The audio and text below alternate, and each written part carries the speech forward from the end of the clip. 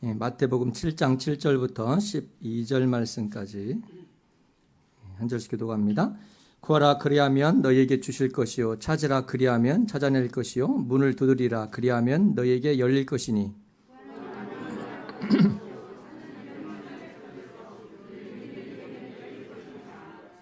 너희 중에 누가 아들이 떡을 달라 하는데 돌을 주며 너희가 악한 자라도 좋은 것으로 자식에게 줄 줄 알거든 하물며 하늘에 계신 너희 아버지께서 구하는 자에게 좋은 것으로 주시지 않겠느냐. 그러므로 무엇이든지 남에게 대접을 받고자 하는 대로 너희도 남을 대접하라. 이것이 율법이요 선지자니라. 아멘. 제가 지난주 한 주간 휴가를 다녀왔습니다. 참 무더웠습니다.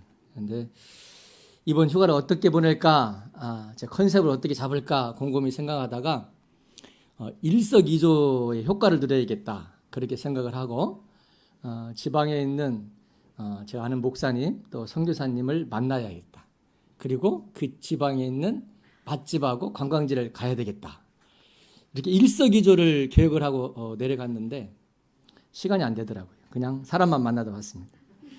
우리 둘째가 아빠 사람 만나고 다니는 게 뭐가 휴가냐고. 제가 곰곰이 생각해 보니까 제가 미안합니다. 제가 참 놀지를 모릅니다. 제가 잘 놀지도 모르고 쉴지도 잘 몰라요. 그래서 좀 우리 아이들한테 좀 미안한데 회개하는 마음으로 내년에는 잘 휴가를 보내겠다 이렇게 마음을 먹었는데 아이들이 안 믿는 것 같아요. 변한 게 없대요, 제가.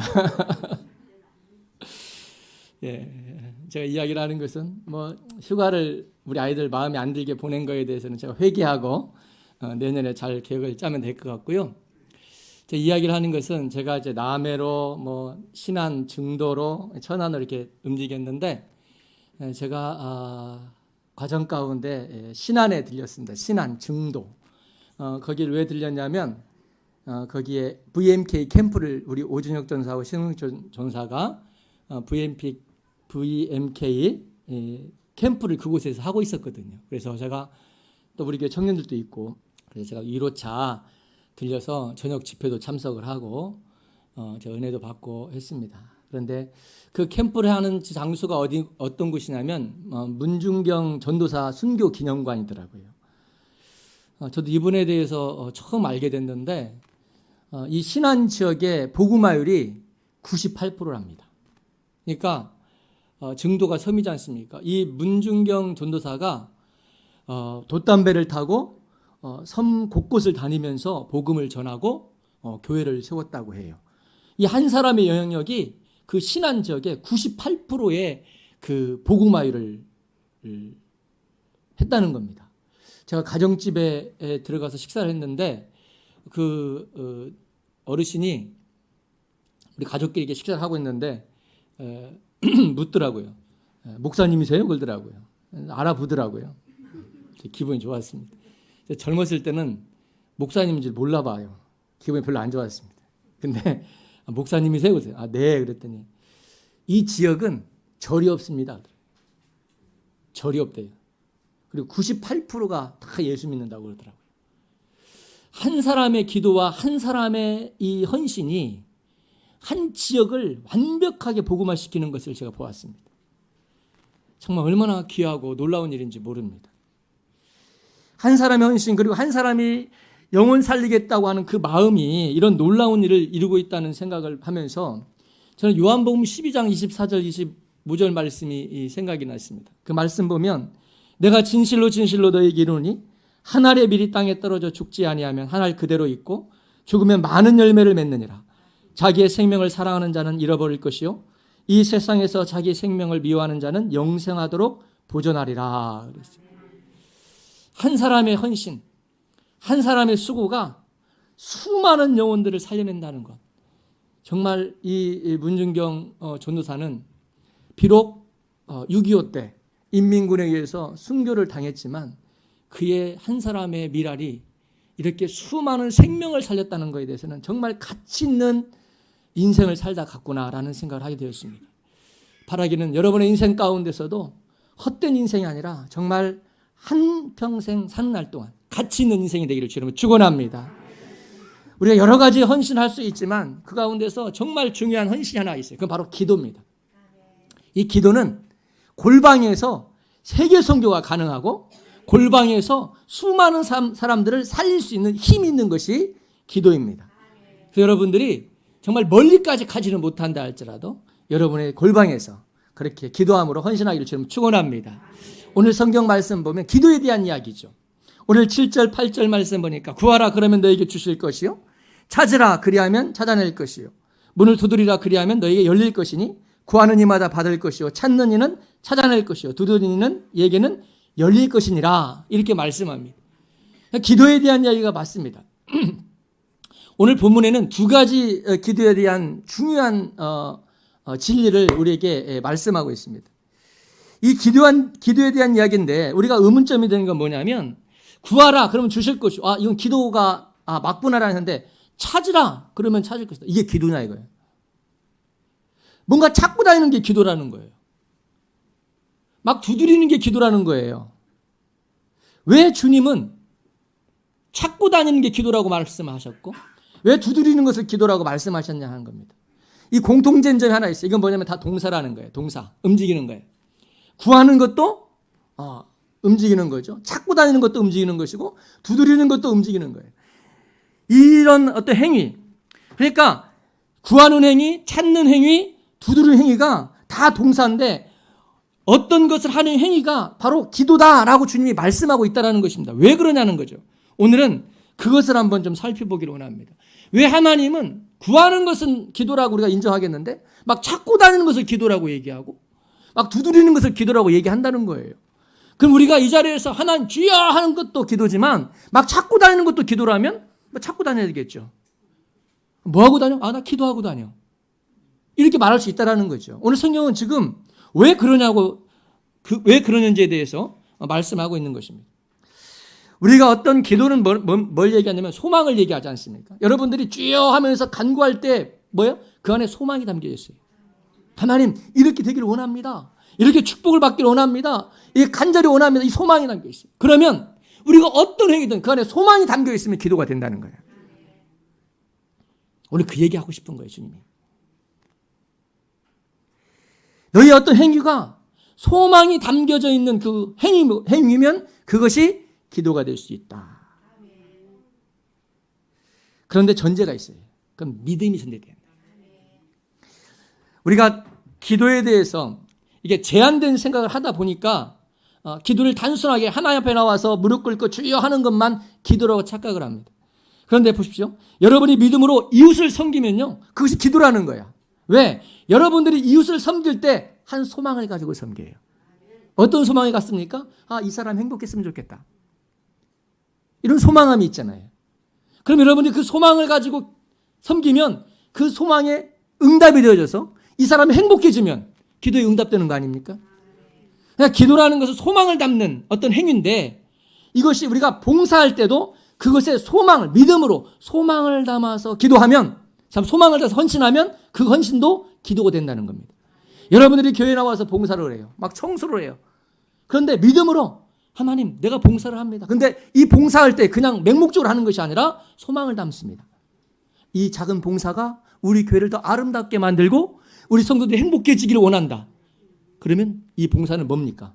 기도예요. 오늘 주님은 그 얘기하고 싶은 거예요. 찾는 것이 왜 기도냐는 거예요. 왜 두드리는 것이 왜 기도냐는 거예요. 찾는 그 행위에는 뭐가 담겨 있냐면 소망이 담겨 있어요. 소망을 가지고 찾는 거예요. 소망을 갖고 막 내가 원하는 걸 막 찾다가 찾았어. 그건 기도의 응답입니다. 어떤 열려야 되는 그 문을 놓고 내가 간절히 두드리는 거잖아요. 이게 뭐예요? 기도라는 거예요. 왜? 그 안에 뭐가 담겨 있습니까? 열려지기를 소망하는 마음이 있어요. 그 딱 열려졌어요. 기도의 응답이 되는 거죠. 그래서 오늘 주님은 그 이야기를 하고 싶은 것입니다. 여러분이 예배 드릴 때에 그냥 와서 앉아있지 않지 않습니까? 소망함이 있잖아요. 하나님 앞에 나와서 예배하면 하나님께서 이 예배를 통해서 여러분에게 축복하실 줄 믿고 나와 앉아있잖아요. 하나님은 여러분을 축복하시길 원하십니다. 그래서 복된 날을 정하셨어요. 이 날을 내가 너희들에게 복을 주는 날로. 그래서 우리는 그 믿음을 가지고 그 소망을 가지고 이 자리에 나와서 예배하는 거예요. 그때 하나님께서 여러분에게 임재하시고 축복하실 때에 그 예배에 대한 기도가 응답되어 주는 줄 믿습니다. 그래서 우리의 행위에는요, 믿음으로 소망이 담겨져 있으면 다 기도가 되는 거예요. 그러면 기도는 믿음으로 하나님 앞에 드리는 행위가 기도다. 이렇게 얘기하는 것입니다. 여러분들 이 자리에 나와서 금빛 기도회 때도 손을 들고 간절히 기도해요. 이것도 행위잖아요. 소망을 담은 행위. 그렇죠? 예. 봉사할 때도 그 안에 소망을 담아서 하는 행위는 기도다. 이 원리를 이해하고 오늘 성경 본문을 살펴보아야 합니다. 입으로 구하는 기도가 있어요. 이건 가장 기본적인 행위예요. 기본적인 행위. 기도의 종류는 입으로 구하는 행위, 눈으로 찾는 행위, 손으로 두드리는 행위가 있어요.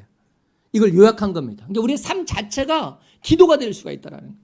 여러분들이 하나님 앞에 나올 때, 헌신할 때, 하나님께 예물을 드릴 때, 그 안에 소망을 담아서 드릴 때 그것은 기도가 되는 겁니다. 하나님, 내가 이렇게 헌신합니다.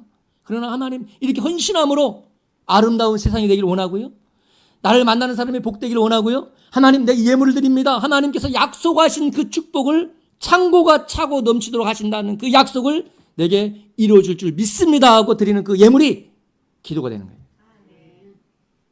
그러니까 여러분들 가운데 저 사람은 내가 아무라도 기도를 한 것을 본 적이 없는데 응답받았다네. 축복받았다는 거예요. 이해 갑니까? 내가 기도하는 꼴을 못 봤어. 근데 그 사람은 뭐예요? 행위의 기도를 한 거예요. 행위의 기도. 이게 오늘 기도에 대한 얘기입니다. 그러면서 오늘 주님께서는 얘기하는 거예요. 기도는 반드시 이루어진다는 거예요. 반드시 응답된다는 겁니다. 결과가 있다라는 거예요. 여러분들이 말로 하는 기도를 하든 여러분이 행위의 기도를 하든 그 기도에는 반드시 열매가 있다는 것을 깨닫기를 저는 축원합니다. 그래서 우리는 기도하는 거예요. 그러면서 오늘 한 가지 예를 주님께서 드십니다. 오늘 11절 말씀 보니까 너희가 악한 자로 좋은 것으로 자식에게 줄 줄 알거든 하물며 하늘에 계신 너희 아버지께서 구하는 자에게 좋은 것으로 주시지 않겠느냐 이렇게. 아버지께서 구하는 자에게 반드시 좋은 것을 주신다. 아버지는 그런 분이다. 그러니까 결론을 뭐라고 해야 돼요? 그렇기 때문에 아버지 앞에 구하라 이렇게 결론을 내야 맞죠. 그런데 오늘 성경을 다시 보십시오. 오늘 12절 말씀 같이 한번 읽어봐요. 시작. 그러므로 무엇이든지 남에게 대접을 받고자 하는 대로 너희도 남을 대접하라. 이것이 율법이요 선지자니라. 아멘. 좀 이상하지 않습니까? 구하라 그러면 주실 것이고 찾으라 그러면 찾을 것이고 두드리라 그러면 열릴 것이다. 그렇기 때문에 너희가 악한 자라도 자식에게 좋은 것을 줄 줄 알거든 선하신 그 하늘 아버지께서 구하는 자에게 좋은 거 주지 않겠느냐. 그러니까 하늘 아버지께 진하게 기도해라. 이게 결론이 돼야 되잖아요. 그럼 갑자기 뜬금없이 남에게 대접을 받고자 하는 데는 남을 대접해라. 뭔가 이상하잖아요. 아이 어렵다. 이거 빼고 그냥 구하라 주신다. 찾으라 찾자 두들기라 이렇게만 가잖아요 우리가. 근데 이 결론이 그러므로 였잖아요. 이게 결론이잖아요. 그러니까 앞에 있는 기도에 포커스가 맞춰 있는 게 아니라 이 그러므로가 주님이 하고자 하는 얘기예요. 이 그러므로가 뭐냐? 남을 대접하고자 하는, 남에게 대접을 받고자 하는 남을 대접하라. 이게 결론이잖아요. 이게 보니까 뭡니까? 대접한다. 헌신이죠. 헌신. 대접한다는 헌신이에요. 그렇죠? 동사입니다. 구하라, 찾아라, 두드리라. 그러면 주고 찾고 열리다. 그렇기 때문에 대접해라. 그러니까 반드시 하나님의 아버지께서 응답하실 텐데 그렇기 때문에 대접해라. 이렇게 얘기하는 거예요. 왜 이렇게 말씀하시는 걸 잘 보십시오. 제가 분명히 말씀드렸습니다. 기도는 행위의 기도가 있다. 행위의 기도가 있다. 헌신의 기도가 있다 그랬어요. 그러니까 남을 대접하는 것이 기도라는 거예요. 네가 받고자 하면 남을 대접해라. 네가 하나님의 축복으로 응답받고 싶으면 남을 대접해라. 이 행위의 기도 하라는 거예요. 자, 누가복음 6장 38절 말씀에 더 분명하게 나타납니다. 주라 그러면 너희에게 줄 것이니 곧 후히 되어 누르고 흔들어 넘치도록 하여 너희에게 안겨주리라. 너희가 헤아리는 그 헤아림으로 너희도 헤아림을 도로 받을 것이니라. 이렇게 얘기합니다. 너희가 후히 넘치고 흔들어 넘치도록 축복을 받고 싶으냐? 그러면 어떻게 해라? 주라. 행위의 기도를 하라는 거예요. 이게 분명한 겁니다. 이 행위의 기도에 대한 얘기를 해요. 갈라디아서 6장 7절 8절 말씀 보면 성경의 원리를 분명히 얘기해요. 사람이 무엇으로 심든지 그대로 거두리라. 자기의 육체를 위하여 심는 자는 육체로부터 썩어질 것을 거두고 성령을 위하여 심는 자는 성령으로부터 영생을 거두리라. 우리가 선을 행하되 낙심하지 말지니 포기하지 아니하면 때가 이름에 거두리라. 선을 행하되 낙심하지 말고 포기하지 않으면 때가 되면 거둔다는 거예요. 그러니까 행위의 기도는 반드시 때가 되면 응답된다는 겁니다. 그러니까 행위의 기도는 뭐예요? 심는 거예요. 여러분들이 어떤 것을 헌신에 들어갈 때 소망과 기대감을 가지고 헌신하잖아요. 그 선한 행위, 그에 대한 그것이 기도라는 거예요. 그거에 대한 열매는 때가 되면 반드시 응답된다. 오늘 성경은 그렇게 얘기하는 겁니다. 그러니까 남을 대접하라. 오늘 12절 말씀에 그래서 결론을 그렇게 내리는 거예요. 그러므로 무엇이든지 남에게 대접을 받고자 하는 네가 뭔가를 얻고자 하면 어떻게 해라? 너도 남을 대접하라. 믿음의 기도를 하라는 거예요. 그러면 반드시 하나님께서 응답하신다. 이게 첫 번째. 두 번째는 기도의 응답은 아버지가 하신다는 거예요. 아버지가. 오늘 11절 말씀 보면 너희가 악한 자로 좋은 것으로 자식에게 줄 줄 알거든 하물며 한데 계신 너희 아버지께서 구하는 자에게 좋은 것을 주지 않겠느냐. 너희가 악한 자로 자식에게는 좋은 것으로 줄 줄 안다. 하물며 하늘에 계신 너희 아버지께서 구하는 자에게 좋은 것 주지 않겠느냐. 결국은 뭡니까? 우리가 섬기는 그 하나님이 내 아버지여야 돼요. 내 아버지임을 믿으시기 바랍니다. 그 하나님이 내 아버지일 때 그 하나님은 나에게 좋은 것을 줄 줄 믿습니다. 아버지가 돼야 돼요. 하나님이 내 아버지가 아니고 아저씨고 이웃집 길 가는 그냥 나그네라면 우리는 반신반의해요. 한번 여러분들이 길 가는 그 사람한테 뜬금없이 한 100만 원만 달라고 해보십시오.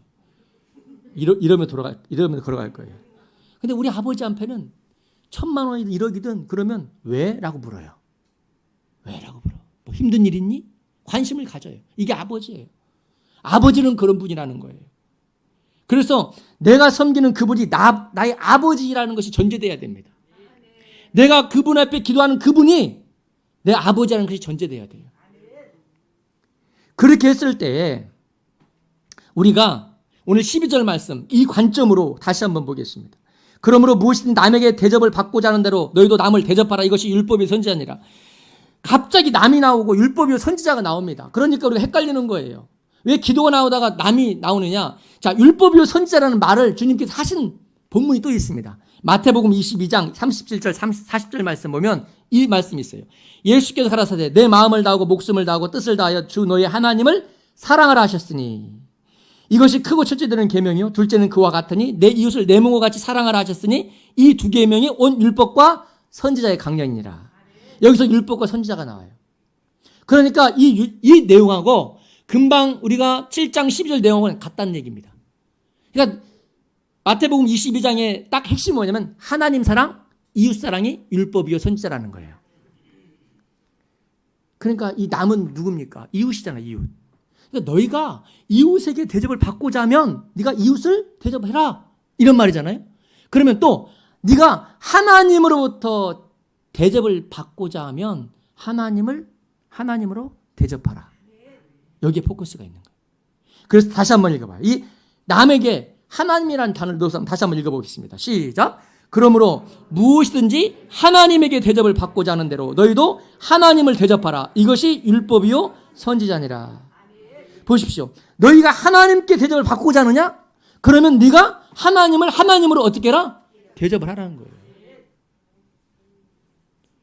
네가 하나님을 하나님 아버지로 대접하지 않으면서 아버지로부터 주어지는 어떤 자녀로서의 축복을 받으려고 하느냐. 그건 모순이라는 겁니다.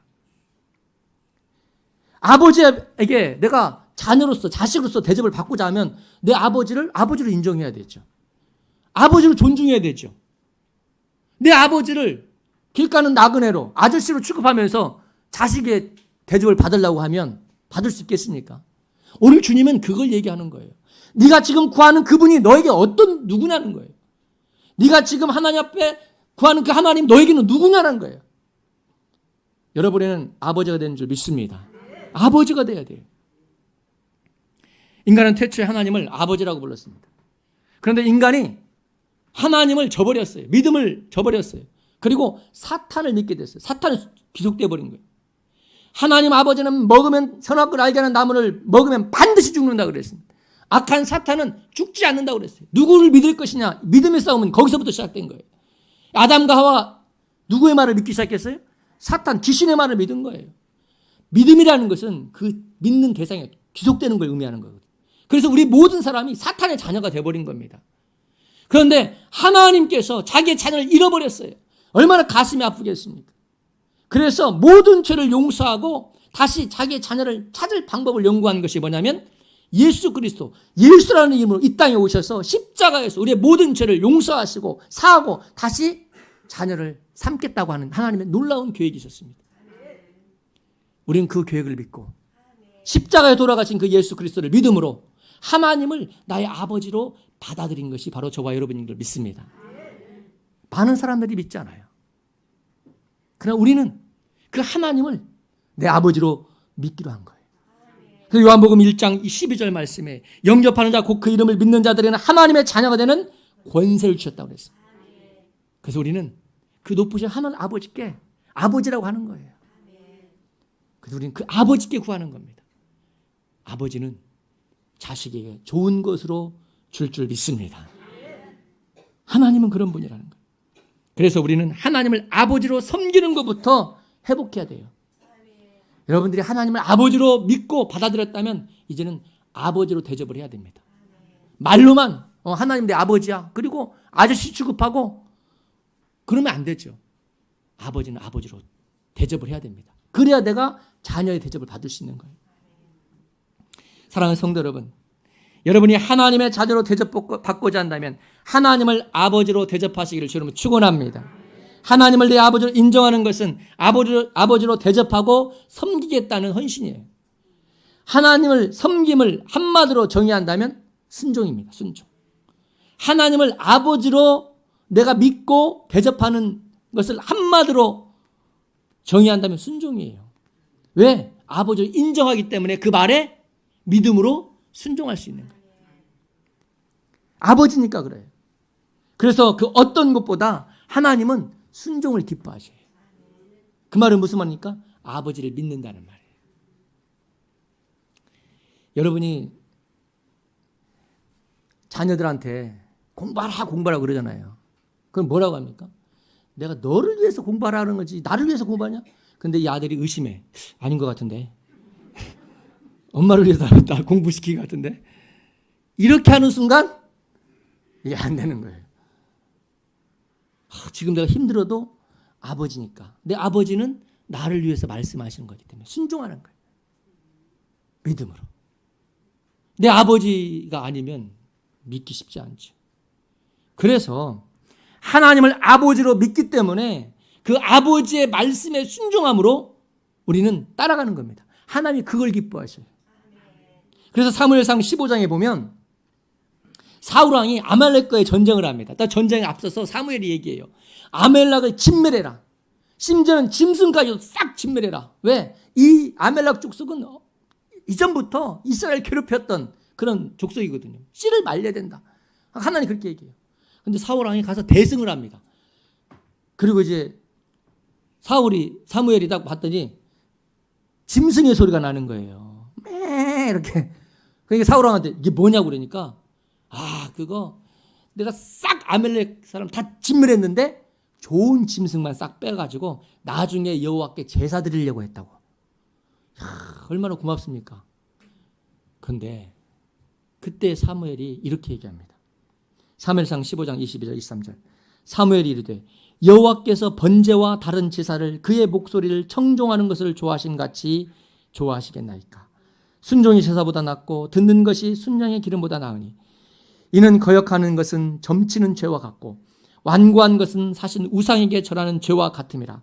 왕이 여호와의 말씀을 버렸으므로 여호와께서도 왕을 버려 왕이 되지 못하게 하셨나이다. 순종이라는 것은요 아버지로 인정한다는 말이거든요. 순종하지 않는다는 것은 뭐냐면요 아버지로 인정하지 않는다는 말이에요. 아버지는 전적으로 자녀의 잘됨을 위해서 말씀하신다고 믿기 때문에 그래요. 그럼 아버지로 인정하지 못하면 저 말을 믿어도 될까? 이거잖아요. 하나님이 왜 순종을 기뻐하느냐? 바로 아버지로 인정한 행위이기 때문에 그렇습니다. 하나님은요, 우리의 예배가 없으면 큰일 날 뿐이시죠. 그렇습니까? 우리가 착각하고 있는 게 그거예요. 우리가 이 시간에 이 주일날 여러분 이 자리에 나와서 예배 안 하면 하나님 막 스트레스 받고 막 쓸 것 같죠. 그러니까 한번 예배 드려주러 오신 거죠. 죽을까 봐서. 하나님이 이게 착각하고 있는 거예요. 사도행전 10장 25절 말씀은 또 무엇이 부족한 것처럼 사람의 손으로 섬김을 받으실 분이 아니요 오히려 만민에게 생명과 호흡을 친히 주시는 자이십니다. 그랬어요. 하나님은 부족한 분이 아니에요. 부족함이 없는 분이 우리 예배 안 받으면 뭐 큰일 납니까? 여러분 찬양 안 받으면 여러분 깨꼬리 같은 그 목소리 하나님이 안 들으면 큰일 납니까? 하나님이 나의 이 깨꼬리 같은 목소리를 듣고 싶어 저렇게 안달이시니 오늘은 내가 시간을 내서 좀 들려줘야지. 그리고 나오셨어요. 하나님은 너무나 돈이 없나 보다. 내가 한 10분의 1 정도는 좀 먹이 살도록 띄워줘야지 하고 딱 던져줌 주로 나오셨습니까? 그렇지 않죠. 하나님은요 부족한 분이 아니에요. 그런데 하나님이 예배하라고 할 때는 누굴 위한 겁니까? 자녀를 위해서. 그걸 믿으셔야 돼요. 기도하라고 할 때는 누구 때문에? 나 때문에. 찬양하라고 할 때는 누구 때문에? 나 때문에. 10분의 1을 구별하여 드리라고 할 때는 누구 때문에? 나 때문에. 그걸 알아야 돼요. 이 바리새인들도 착각을 했습니다. 마치 자기 의를 위해서. 그래서 세례 요한이 뭐라고 얘기합니까? 독사의 자식들아. 그렇게 했어요. 하나님의 영광을 받으시고 이 돌들로도 얼마든지 영광을 받으실 수 있다라고 했어요. 그러니까 내가 하나님께 예배드릴 수 있는 그 특권을 주신 것에 감사해야 돼요. 내가 하나님께 찬양할 수 있는 특권을 주신 것에 감사해야 되고 내가 하나님께 드릴 수 있는 물질을 주신 것에 감사해야 되는 거예요. 우리 하나님을 섬기는 것이 감사가 돼야 되지. 하나님 뭔가 부족한 것처럼 저렇게 원하니 내가 한번 가서 예배 한번 드려주자. 내가 일주일 동안은 정말 일주일에 한 번이라도 예배 드려줘야지. 왜? 그렇게 원하니까. 이런 착각 속에 빠지면 안 된다는 거예요. 그래서 하나님은요. 그래서 제사, 예배 이런 거 다 좋지만 중요한 것은 순종하는 거예요. 이것은 하나님을 내 아버지로 인정하는 행위이기 때문에. 아브라함이 창세기 22장 보면은 아들 이삭을 바치라고 하잖아요. 하나밖에 없는 독생자. 이 아들을 바치라니까 얼마나 뜬금없습니까? 노년에 줘놓고는 다시 뺏어간다는 것이 말이 됩니까? 더군다나 사람을 바치라고 하면 이해가 갑니까? 안 갑니까? 거기서 멈추면 이상한 사람이 되는 거예요. 그런데 아브라함은 하나님을 누구라 믿어요? 아버지라 믿어요. 이렇게 말씀하신 것은 뜻이 있다고 보는 거예요. 그래서 순종하는 거예요. 어디서 알 수 있냐면 이삭이 그래요. 나무를 치고 모래산으로 가는데 아버지 나무에 땔감이 있는데 재물은 어디 있습니까? 아브라함이 뭐라고 합니까? 여호와께서 예비하실 것이다. 믿은 거예요. 왜? 하나님은 내 아버지는 우리가 행복하기를 원하고 우리가 잘 되기를 원하고 우리가 복 받기를 원하고 좋은 것을 주신다고 우리 믿는 거예요. 근데 독생한 이삭을 제나로 바치는 게 좋은 겁니까? 그거 아닐 거라고 믿는 거예요. 아하, 하나님 뜻이 있구나. 여러분에게 어려운 주문이 하나님께서 있을 때 여러분 거기서 멈추지 않기를 축원합니다. 그 너머까지 봐야 돼요. 이걸 통해서 좋은 것을 주시려고 하시는구나. 그러면 순종이 가능한 거예요. 왜? 내 하나님은 나의 아버지시니까. 우리는 하나님을 아버지를 믿습니다. 그 하나님 아버지가 저와 여러분을 사랑한 줄 믿습니다. 그래서 좋은 것으로 주실 줄 믿습니다. 하나님 우리는 좋은 걸 주셔요. 우리는 그동안에 그 예배당 확장을 위해서 얼마나 기도해 왔습니까? 제가 기도 노트를 확인해 보니까 올해 1월 7일부터 본격적으로 예배당 확장을 놓고 기도를 시작했더라고요. 그리고 3월 6일부터 비전위원회를 위해서 기도를 했더라고요. 사실 그 예배당 확장을 소망한 것은 이곳에 우리 빛이 있는 교회가 세워지면서 우리 유치부 아이가 유치부실을 들어가기 싫다고, 좁다고 그랬다는 얘기를 제가 딱 들었어요. 얼마나 가슴이 짠하든지 그때부터 제가 소망을 했어요. 이 아이를 위해서 예배당을 확장시켜야겠다. 그리고 우리 형편상 할 수 없잖아요. 그래서 학교를 놓고 기도했습니다. 하나님, 지역에 있는 학교를 좀, 그래서 많이 알아봤어요. 기도하면서 알아봤어요. 그런데 대부분의 학교가 강당이나 시청각실이 전부 다 4층, 3층 위에 있어요. 근데 엘리베이터가 없어요. 그럼 우리 어르신들 어떻게 갑니까? 지금도 올라오려면 엘리베이터 꽉 차면 걸어 내려오시라고 힘들고 올라가려면 힘드시잖아요. 근데 엘리베이터가 또 목발 짚으신 어르신도 계시고 장로님도 계시고 휠체어 타신 분도 계시는데 엘리베이터가 없으면 어떡해요? 근데 엘리베이터 있는 데를 찾고 찾아도 없어요. 하나님에게 응답을 안 하시나 하다가 7월 달 맥주 감사 주일을 보내면서 하나님께서 비전위원들을 기도를 시키라는 거예요. 그 마음을 주셨어요. 그래서 제가 우리 서기 장로님한테 비전위원들 기도 모임을 가지는 게 좋겠다고. 그래서 7월 10일 날 둘째 주부터 예배 끝나고 비전위원들이 모였더라고요. 저는 찬성 안 했는데 기도 모임 하고 난 다음에 작정을 했어요. 매 어떠한 일에서도 월요일 날 새벽 예배는 비전위원들이 참여를 하는 걸로 하자. 그리고 매일 정오 12시가 되면 있는 자리에서 한마디라도 이 예배당 확장을 위해서 기도하자. 이렇게 정했어요. 그리고 기도 제목을 단톡방에 보니까 이렇게 올렸어요. 현재보다 3배 이상의 면적과 높은 층고, 넓은 주차장, 누구나 접근이 편리하고 독립적으로 마음껏 사용할 수 있는 장소를 주셔서 이렇게 기도 제목 올렸더라고요. 아주 구체적이에요. 그래서 제가 아멘 했습니다.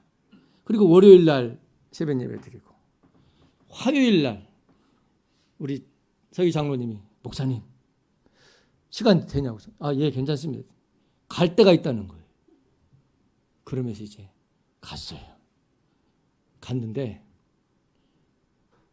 장소가 하나 있더라고요. 이런 장소였습니다. 현재보다 3배 이상의 면적, 층고가 높고, 상가에 층고 높은 데가 없거든요. 층고가 높고 주차장이 있고 접근하기 편하고 독립적으로 마음껏 쓸 수 있는 장소. 제가 가보니까 딱 그 장소더라고요. 근데 기도를 시작한 지 이틀 만에 응답이 와버리니까 당황스러운 거예요.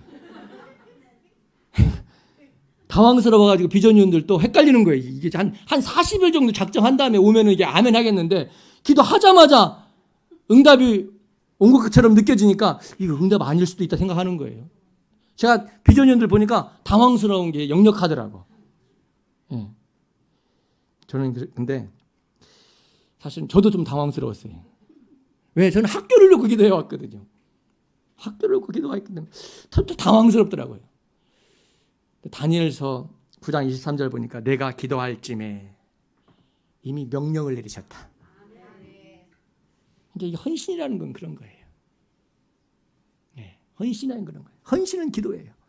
그래서 하나님께서 그 헌신할 쯤에 이미 다 응답 명령 내리세요. 야, 헌신 들어온다. 자, 시행 준비. 이렇게 딱 된다는 거예요. 제가 이제 학교를 놓고 기도를 진하게 했지 않습니까? 학교가 안 열리는 거예요. 근데 이것이 열렸네. 저는 이거 보고 와서도 이곳이다라는 생각이 들더라고요. 근데 그래도 미련이 있으니까 내가 학교를 놓고 계속 기도하면서 우리 박종희 집사님 연락해가지고 학교 찾아보라고.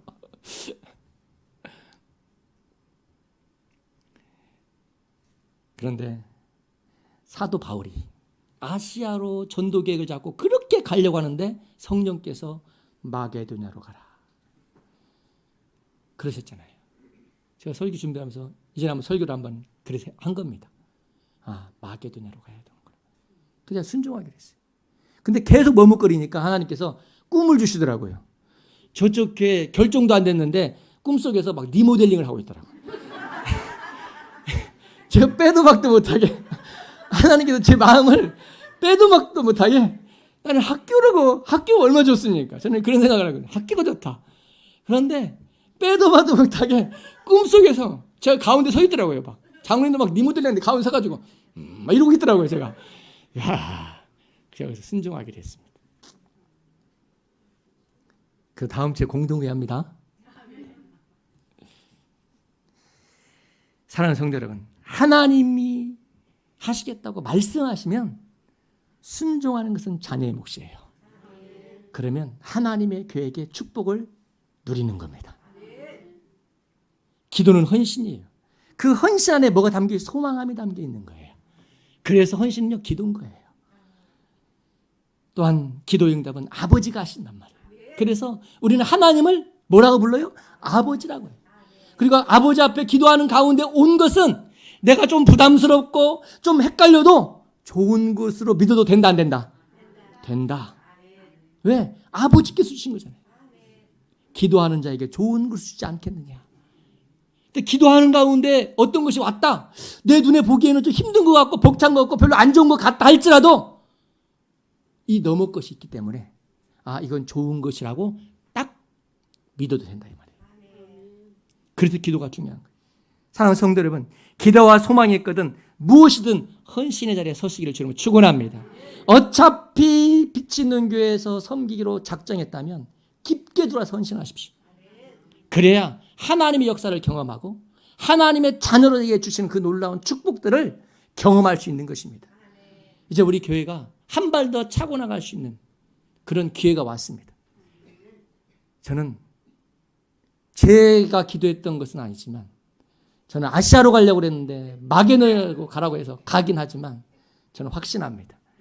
그래서 제가 이제 이 결정에는 깊게 들어가려고 해요. 여러분도 함께 하시기를 주님으로 축원합니다. 같이 한번 기도하겠습니다. 마태복음 14장 14절부터 22절 말씀까지 한 절씩 교독합니다.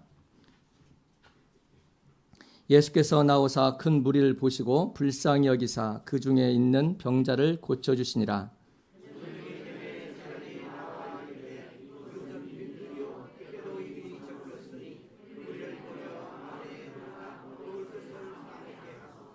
예수께서 이르시되 갈 것 없다. 너희가 먹을 것을 주라.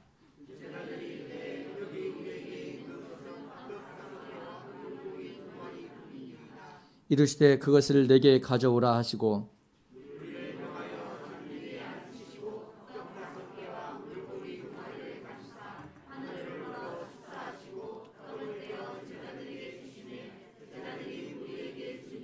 다 배불리 먹고 남은 조각을 12바구니에 차게 거두었으며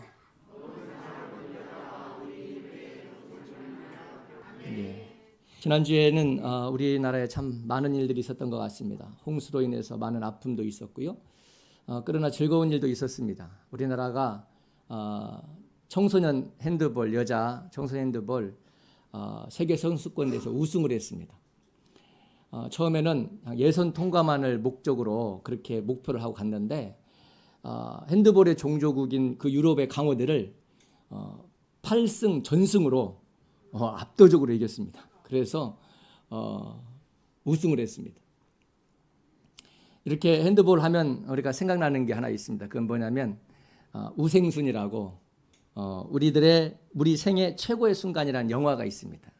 2004년 아테네 올림픽을 그린 영화인데 우리나라 핸드볼이 비인기 종목이지 않습니까? 그래서 정말 그 올림픽 나가는데도 이미 은퇴를 하고 결혼해서 아이를 낳은 은퇴 선수들을 복귀시켜가지고 그렇게 올림픽에 나간 경기입니다. 그런데 결승까지 간 거예요. 그런데 마지막까지 정말 최선을 다해서 경기를 했습니다. 아쉽게 덴마크에 져서 은메달에 그쳤긴 하지만 정말 우리 여자 핸드볼 선수들이 투혼을 발휘해서 최선을 다했던 그런 아름다운 경기였습니다. 그래서 졌지만 정말 아름답게 기억되는 그러한 경기였습니다. 그래서 우리들의 생애 최고의 순간이라는 그런 영화의 제목으로 우생순이라고 알려져 있고요. 그것이 영화로 만들어진 것입니다. 우리나라 핸드볼뿐만 아니라 열악한 상황 속에서 좋은 성적을 내는 스포츠는 단 한 가지입니다. 그건 뭐냐면 최선을 다하는 투혼. 우리나라 사람들에게 최선을 다하는 투혼이 있었다는 거예요. 이 말은 무슨 말이냐면 우리 선수들이 환경은 열악하지만 그 가운데서도 최선을 다하는 자세가 이런 좋은 결과들을 가져오고 있다는 사실을 우리는 알 수가 있습니다. 가끔 우리가 마라톤 경기를 보면 맨 마지막에 꼴찌로 들어오는 사람들이 박수 받는 것을 봅니다. 왜 그렇습니까? 포기하지 않고 끝까지 최선을 다해서 완주한 그 사람에게 많은 사람들이 우승자 못지않게 박수를 보내는 겁니다. 그래서 최선이라는 것은 항상 그 결과와 상관없이 아름다운 박수를 받게 만드는 것입니다. 여러분의 인생이 바라기는 모든 삶이 하나님 앞에서 최선을 다하는 그런 아름다운 삶이 되기를 주로 축원합니다. 오늘 성경 본문은 우리가 잘 알고 있는 오병이어 기적에 대한 기록입니다. 신앙인들은 자신이 믿는 신을 찾으면서 그 신으로부터 엄청난 것들을 기대하면서 그 신의 비유를 마치고 또 그 신에게 빌곤 합니다. 그 신에게 이런 비는 그런 문화가 우리 기독교 안에도 들어와서 하나님 앞에 나와서 빌고 또 빕니다. 그리고 기도만 하고 앉아있는 사람도 있습니다. 근데 오늘 성경 오병이어 기적은 매우 놀라운 하나님의 능력을 보여준 내용이지만 우리가 깨달아야 할 중요한 메시지가 있습니다. 오늘 예수님께서 자신에게 나오는 수많은 군중들을 불쌍히 여기서 병들을 치료해 줍니다. 그런데 어느덧 저녁이 다 되었어요. 그때에 제자들이 예수님 앞에 이렇게 이야기합니다. 오늘 15절 말씀 보니까 저녁이 되매 제자들이 나와 이르되 이곳은 빈들이요 때도 이미 저물었으니 무리를 보내어 마을에 들어가 먹을 것을 사 먹게 하소서 이렇게 예수님 앞에 청혼을 합니다. 그때에 예수님의 의외의 말씀이 있습니다. 오늘 16절 말씀 보니까 예수께서 이르시되 갈 것 없다 너희가 먹을 것을 주라. 이 말이 얼마나 황당한 말입니까? 너희가 먹을 것을 주라. 수천 명이 먹어야 되는데 제자들 보고 먹을 것을 주라는 거예요. 그 제자들 12명 보고 이 수천 명의 먹을 것을 해결하라고 그렇게 이야기하는 것입니다. 아마 제자들이 그랬습니다. 나보고? 우리 보고? 얼마나 황당했겠습니까? 이건 말도 안 되는 거죠. 그런데 왜 주님이 이 12명의 제자들에게 너희가 먹을 것을 주라고 말씀하시고 계시냐는 거예요.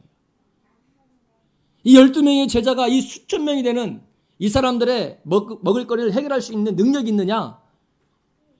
없다는 걸 주님이 알고 있습니다. 그런데 왜 이런 요구를 하고 계시느냐? 우리는 생각해 봐야 됩니다. 우리가 성경을 읽으면서 하나님께서 우리 상식 이하의 말씀을 하실 때는 항상 왜 그러셨을까라는 생각을 할 필요가 있습니다.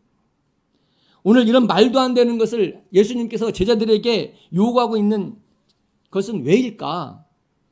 우리는 오병이어 기적을 읽을 때마다 주님께서 물고기 2마리하고 보리떡 5개로 5,000명을 먹으셨다. 이것만 기억하잖아요. 이 결과만 우리는 기억을 해요. 왜 하나님께서 5,000명을 먹이셨는지, 왜 그러셨는지, 어떤 과정 가운데서 이런 일이 벌어졌는지를 우리는 생각해 봐야 한다는 것입니다. 오늘 왜 오병이어 기적을 행하셨는지를 깨닫기 위해서 우리는 주님이 했던 말씀을 생각해야 합니다.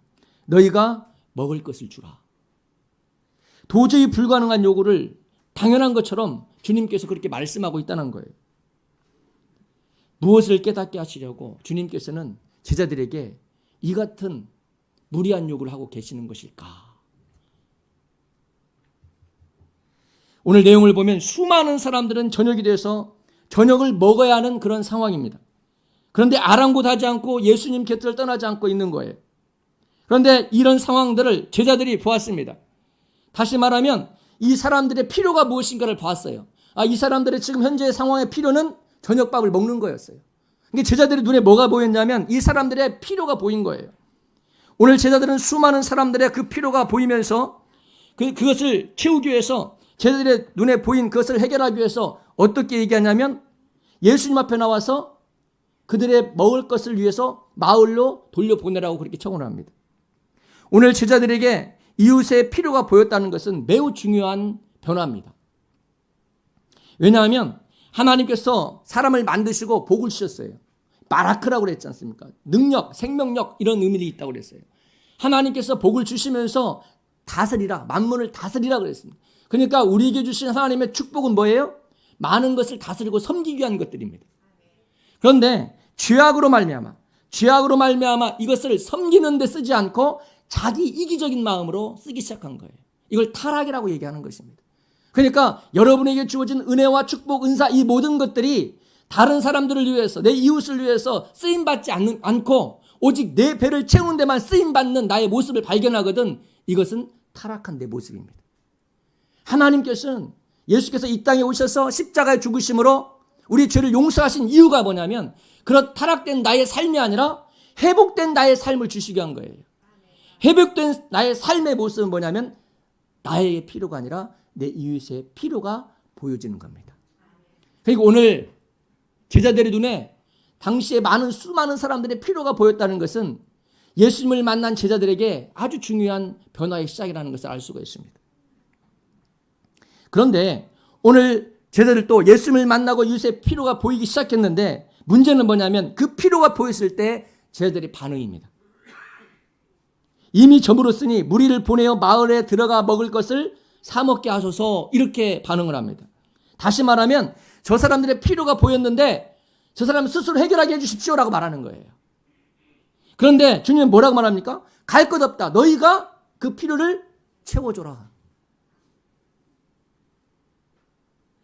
하나님께서 이웃의 필요를 너희 눈에 알게 했고 너희 눈에 보이게 했다면 너희가 그 이웃의 필요를 채워줘야 하는 것은 너희의 사명이다라고 하는 거예요. 은혜 받은 내 눈이 이웃의 필요를 보거든 그 필요를 채워주기 위해서 기도를 시작하는 저와 여러분 되기를 주님은 축원합니다.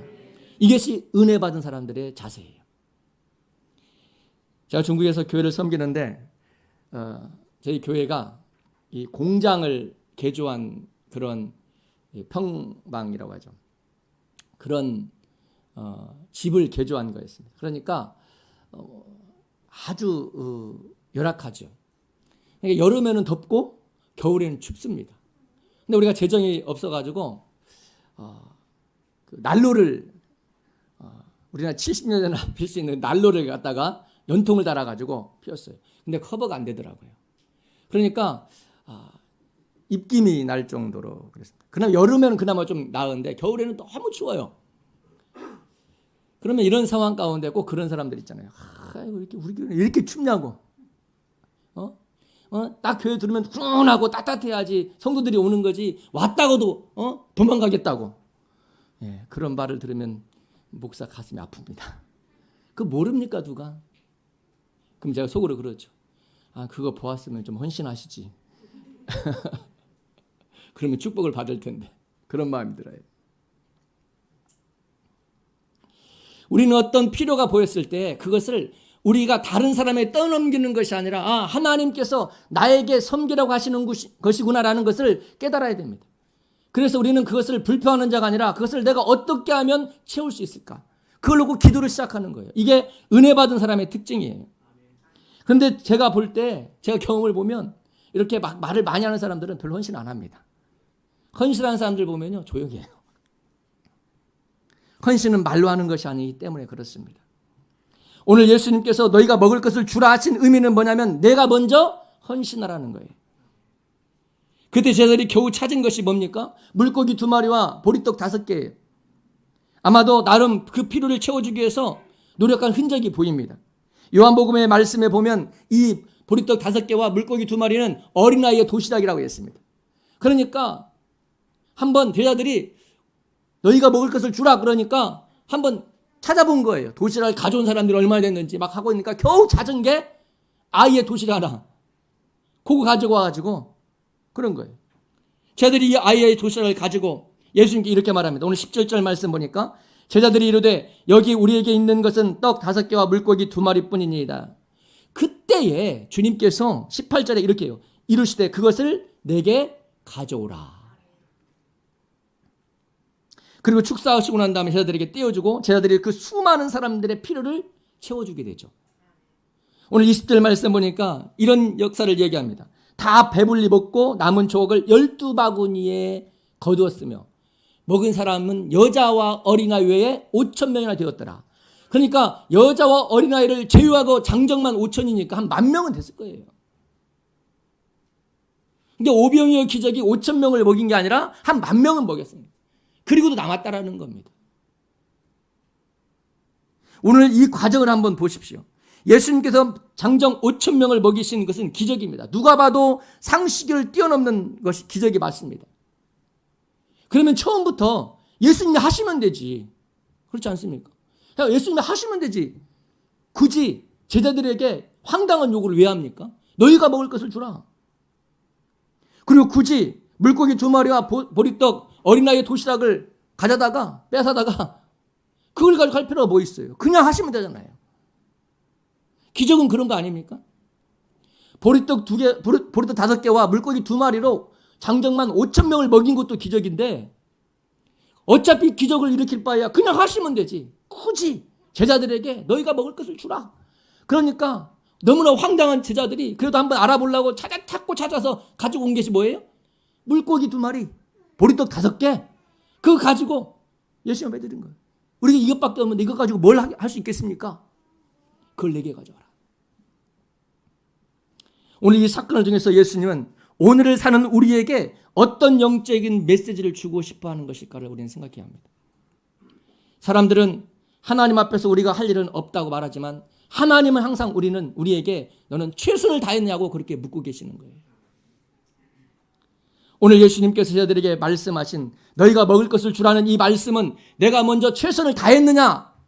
내가 먼저 최선을 다해라 라는 요구입니다. 내 위해서 필요가 보이거든 먼저 최선을 다해서 채워줘라. 그리고 그 한계가 오거든 그 한계 그 이상은 내게 가져와라. 내가 축복하겠다라는 거예요. 많은 믿음의 사람들이 오해하고 있는 것들이 있습니다. 많은 사람들이 믿음에 대해서 신앙생활에 대해서 오해하고 있는 것들이 있습니다. 그건 뭐냐면 하나님은 전지전능하신 하나님이시다. 못하는 것이 없으시니 모든 걸 다 하신다. 그러니까 하나님께 다 맡기고 나는 가만히 있으면 된다. 기도만 하면 된다. 이런 생각을 하고 있는 사람들이 있다는 거예요. 하나님 전능하신 하나님 맞습니다. 여러분들이 가만히 있어도 다 하실 수 있습니다. 마치 제자들이 먹을 것을 찾아다니지 않아도 예수님께서 5천 명을 먹이는 역사를 일으키는 것처럼 하실 수 있습니다. 그러나 우리 하나님은 항상 우리에게 최선을 다하라고 말하는 거예요. 하나님은 그 최선을 가지고 기적을 일으키는 것입니다. 하나님은 항상 우리 곁에서 계시고 우리를 돕게 계십니다. 아주 사소한 것까지 세미하게 하나님의 손길이 미쳐 있습니다. 탈무드는요, 유대인들이 성경을 오늘 이 현대에 어떻게 적용할 것인가를 토론하고 질문하고 해서 만든 것이 탈무드입니다. 그 탈무드에는 성경을 현재에 어떻게 적용할 것인가에 대한 지혜가 담겨져 있지요. 우리가 하나님을 믿는다고 하지만 하나님에 대해서 너무나 무지함을 드러내는 그러한 비유가 탈무드에 있습니다. 여기서 모세와 여호수아가 등장을 하는데 이걸 듣다 보면 이게 성경 이야기인 줄 착각할까 봐서 왜 모세 여호수아 막 등장하니까 그래서 오해할까 봐서 제가 좀 호칭을 좀 각색해 가지고 제가 좀 이야기를 해드리려고 합니다. 아멜렉과의 전쟁을 대비하기 위해서 장군이 이게 모세입니다. 장군이 대장을 불러요. 이게 여호수아예요. 대장을 불러요. 이게 성경 내용 아니에요. 대장을 불러요. 그러면서 아멜렉과의 전쟁을 준비하기 위해서 훈련을 하라는 거예요. 근데 이 대장이 그래요. 그걸 못하겠다라는 거예요. 왜? 하나님을 믿고 의지하는 우리가 전쟁을 우리 스스로 하겠다고 그걸 훈련하고 준비하는 것은 신성모독이라는 거예요. 하나님께서 우리를 지키시고 하나님께서 우리를 갖다가 보호하실 것인데 그걸 믿지 못하고 우리가 준비하면서 훈련하는 것은 신성모독이라는 거예요. 그때 이 장군이 이 대장한테 하나의 예화를 듭니다. 어느 날 홍수가 범람하자 목사와 전도사가 충돌을 일으킵니다. 목사는 전도사에게 빨리 피하자 이렇게 얘기를 해요. 근데 전도사가 그럽니다. 그럴 수 없습니다. 왜? 나의 하나님은 이 범람한 홍수에서 나를 건져주실 줄 믿기 때문에 그렇습니다. 우리 하나님을 믿어야 합니다. 그러면서 하나님께 기도를 합니다. 점점 물이 차오자 목사가 떠납니다. 그리고 난 다음에 조금 있다가 사람들이 짐을 싸고 급히 떠나면서 이 전사를 부릅니다. 이것 보십시오. 이어만이 떠납시다. 그런데 전사가 이렇게 말합니다. 나는 내 하나님이 이 범람하는 홍수에서 나를 거두실 것을 믿습니다. 그러면서 기도를 합니다. 물이 점점 차오니까 낙타를 타고 오는 사람이 이 전사를 또 부릅니다. 어서 올라타시오. 지금 홍수가 범람해서 위험하니 타시오. 그때 이 전사가 또 이렇게 합니다. 나는 하나님을 믿는 사람입니다. 하나님의 능력을 나는 믿고 그분이 나를 이 홍수에서 건져주실 것을 믿습니다. 물이 지붕까지 차올라자 전사는 지붕에 올라가서 끝까지 하나님을 의지하고 기도를 합니다. 나의 하나님, 나는 하나님을 믿습니다. 내 하나님께서 나를 구원하여 주실 것을 믿습니다. 조금 있다가 하나의 배가 지나가면서 그 전사를 부릅니다. 어서 타시오. 그렇게 있다면 위험합니다. 그때 이 전사가 말합니다. 난 그럴 수 없습니다. 나는 내 하나님께서 이 홍수에서 반드시 구원해 줄 것을 믿습니다. 난 내가 믿는 그 하나님을 포기할 수 없습니다. 그런데 어떻게 되었을까요? 네, 죽었어요. 죽어버렸어요. 이걸 죽었다고 말하니까 되졌다고 그러는 거예요. 이 전사가 화가 났습니다. 천국에 가가지고 하나님께 따졌어요. 내가 그렇게 하나님을 의지하고 내가 하나님께 그렇게 기도하고 하나님을 믿었는데 어째서 나를 구원하지 않았냐고. 하나님이 이렇게 말했습니다. 내가 너를 구원하려고 그렇게 애를 썼는데 너는 순종하지 않더구나. 내 너를 구원하려고 목사를 보냈고 사람을 보냈고 낙타를 보냈고 마지막에는 배까지 보냈는데 너는 너의 생각에 사로잡혀 순종하지 않았지 않느냐. 우리는 이 이야기를 한번 생각해 봐야 합니다.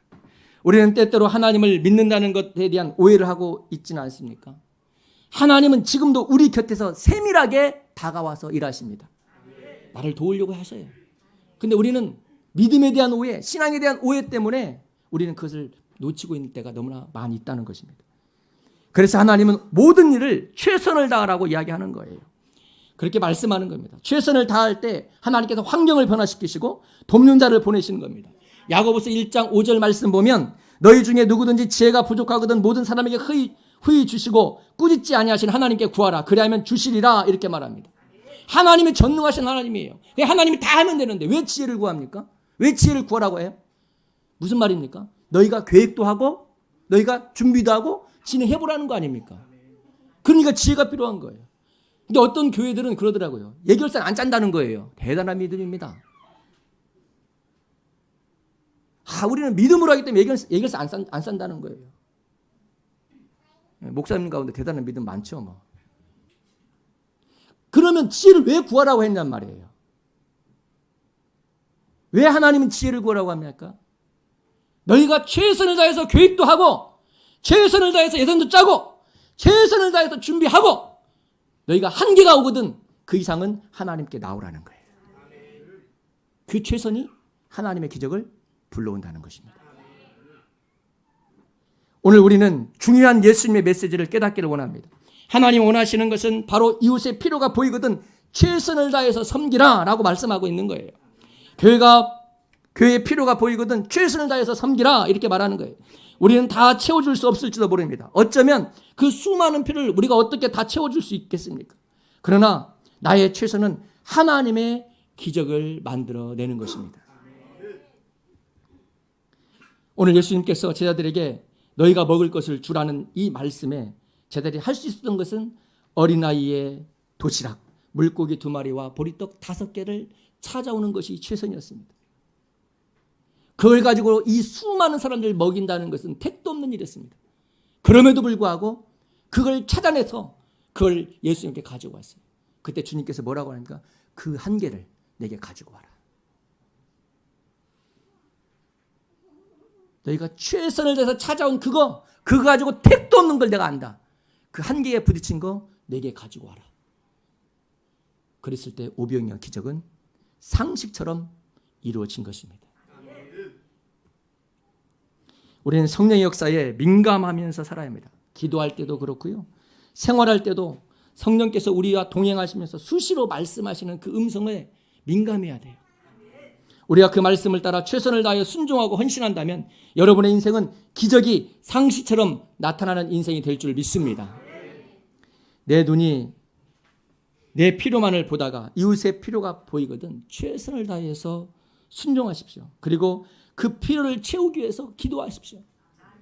그러면 하나님께서 우리 한계를 뛰어넘는 놀라운 역사와 축복을 우리 인생 가운데 펼치실 줄 믿습니다. 저는 우리 성도들 가운데 이렇게 순종하며 사는 분들을 많이 봅니다. 그분들을 볼 때마다 나의 하나님께 정말 감사하지 않을 수 없어요. 저희 교회가 이 분당 지역에 세운 지 만 1년 반 됐더라고요.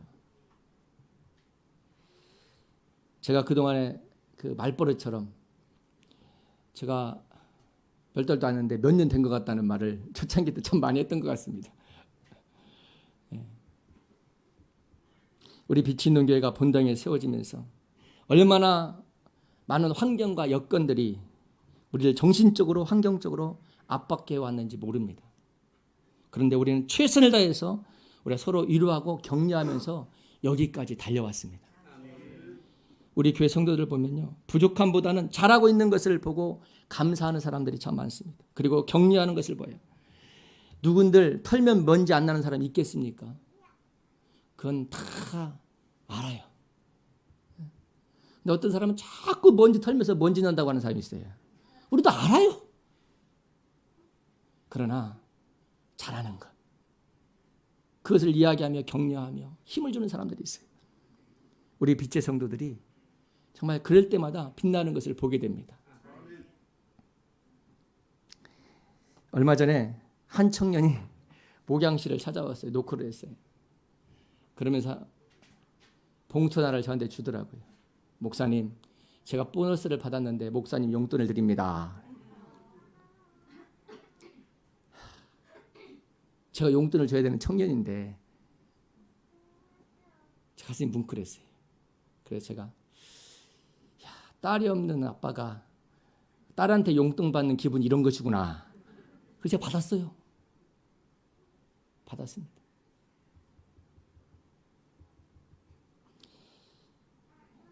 청년들한테 용돈 받는 목사는 나밖에 없을 겁니다. 서로 위로하고 격려하고 돌아보고 힘을 주고, 이게 우리 빛이 있는 교회 성도들이에요.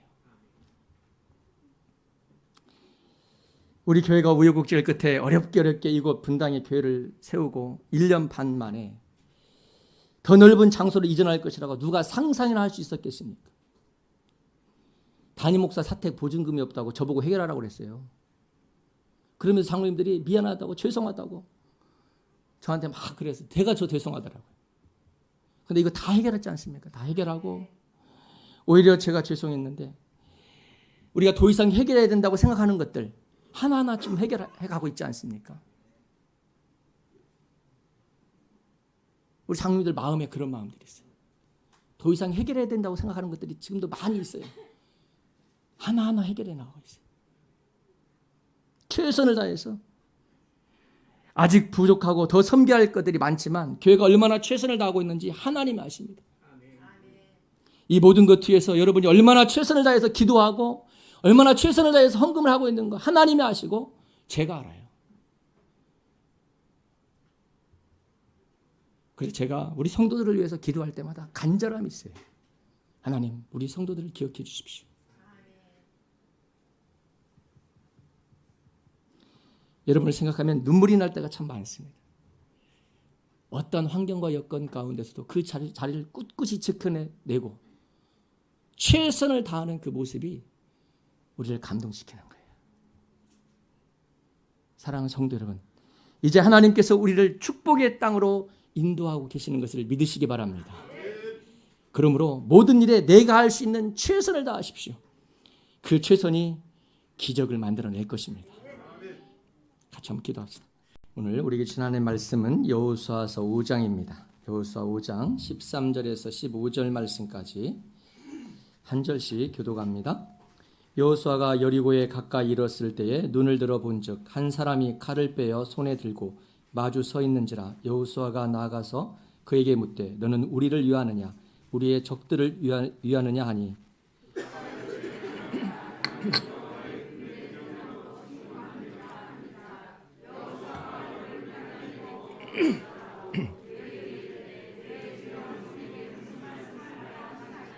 같이 읽습니다. 여호와의 군대 대장이 여호수아에게 이르되 내 발에서 신을 벗으라. 내가 선 곳은 거룩하니라 하니 여호수아가 그대로 행하니라. 아멘. 우리가 지난 월요일에는 8.15였습니다. 그래서 8.15는 일제제국 치하에서 35년 동안 치욕스러운 삶을 산 우리 민족이 광복을 맞이한 날입니다. 그래서 그날을 기념해서 8.15 광복절 날을 지키기도 합니다. 우리 아이들과 함께 이 8.15 역사 탐방을 서대문 형무소에 다녀왔습니다. 그 서대문 형무소는 우리의 치욕스러운 그 아픔이 그대로 남아있는 그런 흔적의 역사가 있는 곳입니다. 그래서 제가 다녀와서 유관순이라는 영화를 제가 찾아서 한번 보았습니다. 1919 유관순이라는 영화, 다큐 영화인데 그 영화를 이렇게 보면서 참 새롭게 많은 생각을 하게 되었습니다. 유관순의 나이가 18세, 오늘날 고등학생이었습니다. 이 친구가 아니죠, 이제 100년이 넘었으니까. 유관순 열사가 당시에 감옥에서도 그렇게 투쟁하면서 대한 독립을 외치고 그 안에 있는 수많은 여인들이 변함없이 그 치욕스러운 고문 가운데서도 견뎌내는 모습을 보았습니다. 차마 여성으로서는 참지 못할 그러한 치욕스러운 고문을 하고 또 고통을 가하는 그런 가운데서도 그 마음 한 중심에 변치 않는 대한 독립에 대한 그런 소망을 가지고 있었다는 것입니다. 제가 자세히 그 영화를 보다 보니까 발견한 것이 뭐냐면 그런 독립운동을 하고 독립투쟁을 하고 외쳤던 많은 사람들이 그리스도인이라는 것을 발견했습니다. 그 영화에서도 그런 장면이 나와요. 유관순을 비롯해서 그 많은 여인들이 교회에서 예배드리고 하나님을 사랑하는 것은 곧 나라를 사랑하는 것이고 나라를 사랑하는 것은 이웃을 사랑하는 것이라는 그런 설교에 아멘 아멘 하는 그런 장면도 나옵니다. 독립선언 33인이 외칠 때에도 16명이 그리스도인들이었습니다. 이런 것들을 바라보면서 왜 그리스도인들 안에는 이런 독립에 대한 강한 의지가 있었고 또 그런 치욕스러운 고난 가운데서도 고문 속에서도 견뎌낼 수 있었을까라는 생각을 해보았습니다. 그것은 뭐냐면 그들 안에 이 독립이 하나님의 뜻이라고 확신했기 때문이야. 이런 생각을 갖게 되었어요. 하나님의 뜻이다. 이 자주 민족을 갖는 것이 하나님의 뜻이라는 그러한 마음에 간절함이 있었기 때문에 수많은 그리스도인들이 이 독립운동에 참여하고 또 투쟁했다는 사실을 제가 깨닫게 되었습니다.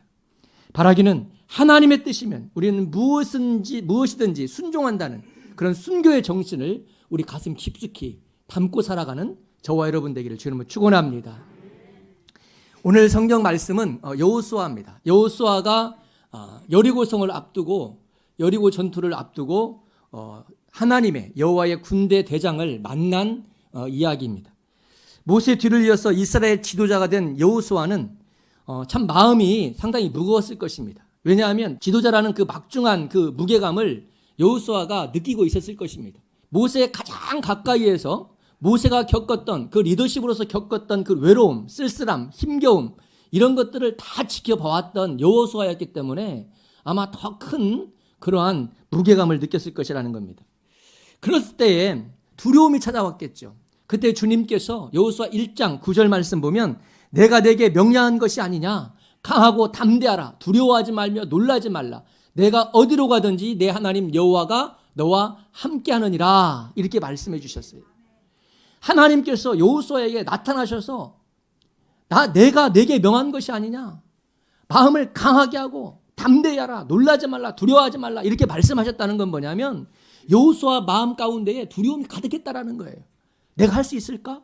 내가 이 이스라엘 백성들을 이끌고 저 가나안 땅을 정복해 들어갈 수 있을까라는 그 두려움 때문에 주님께서 친히 오셔서 용기를 주고 계신다는 것입니다.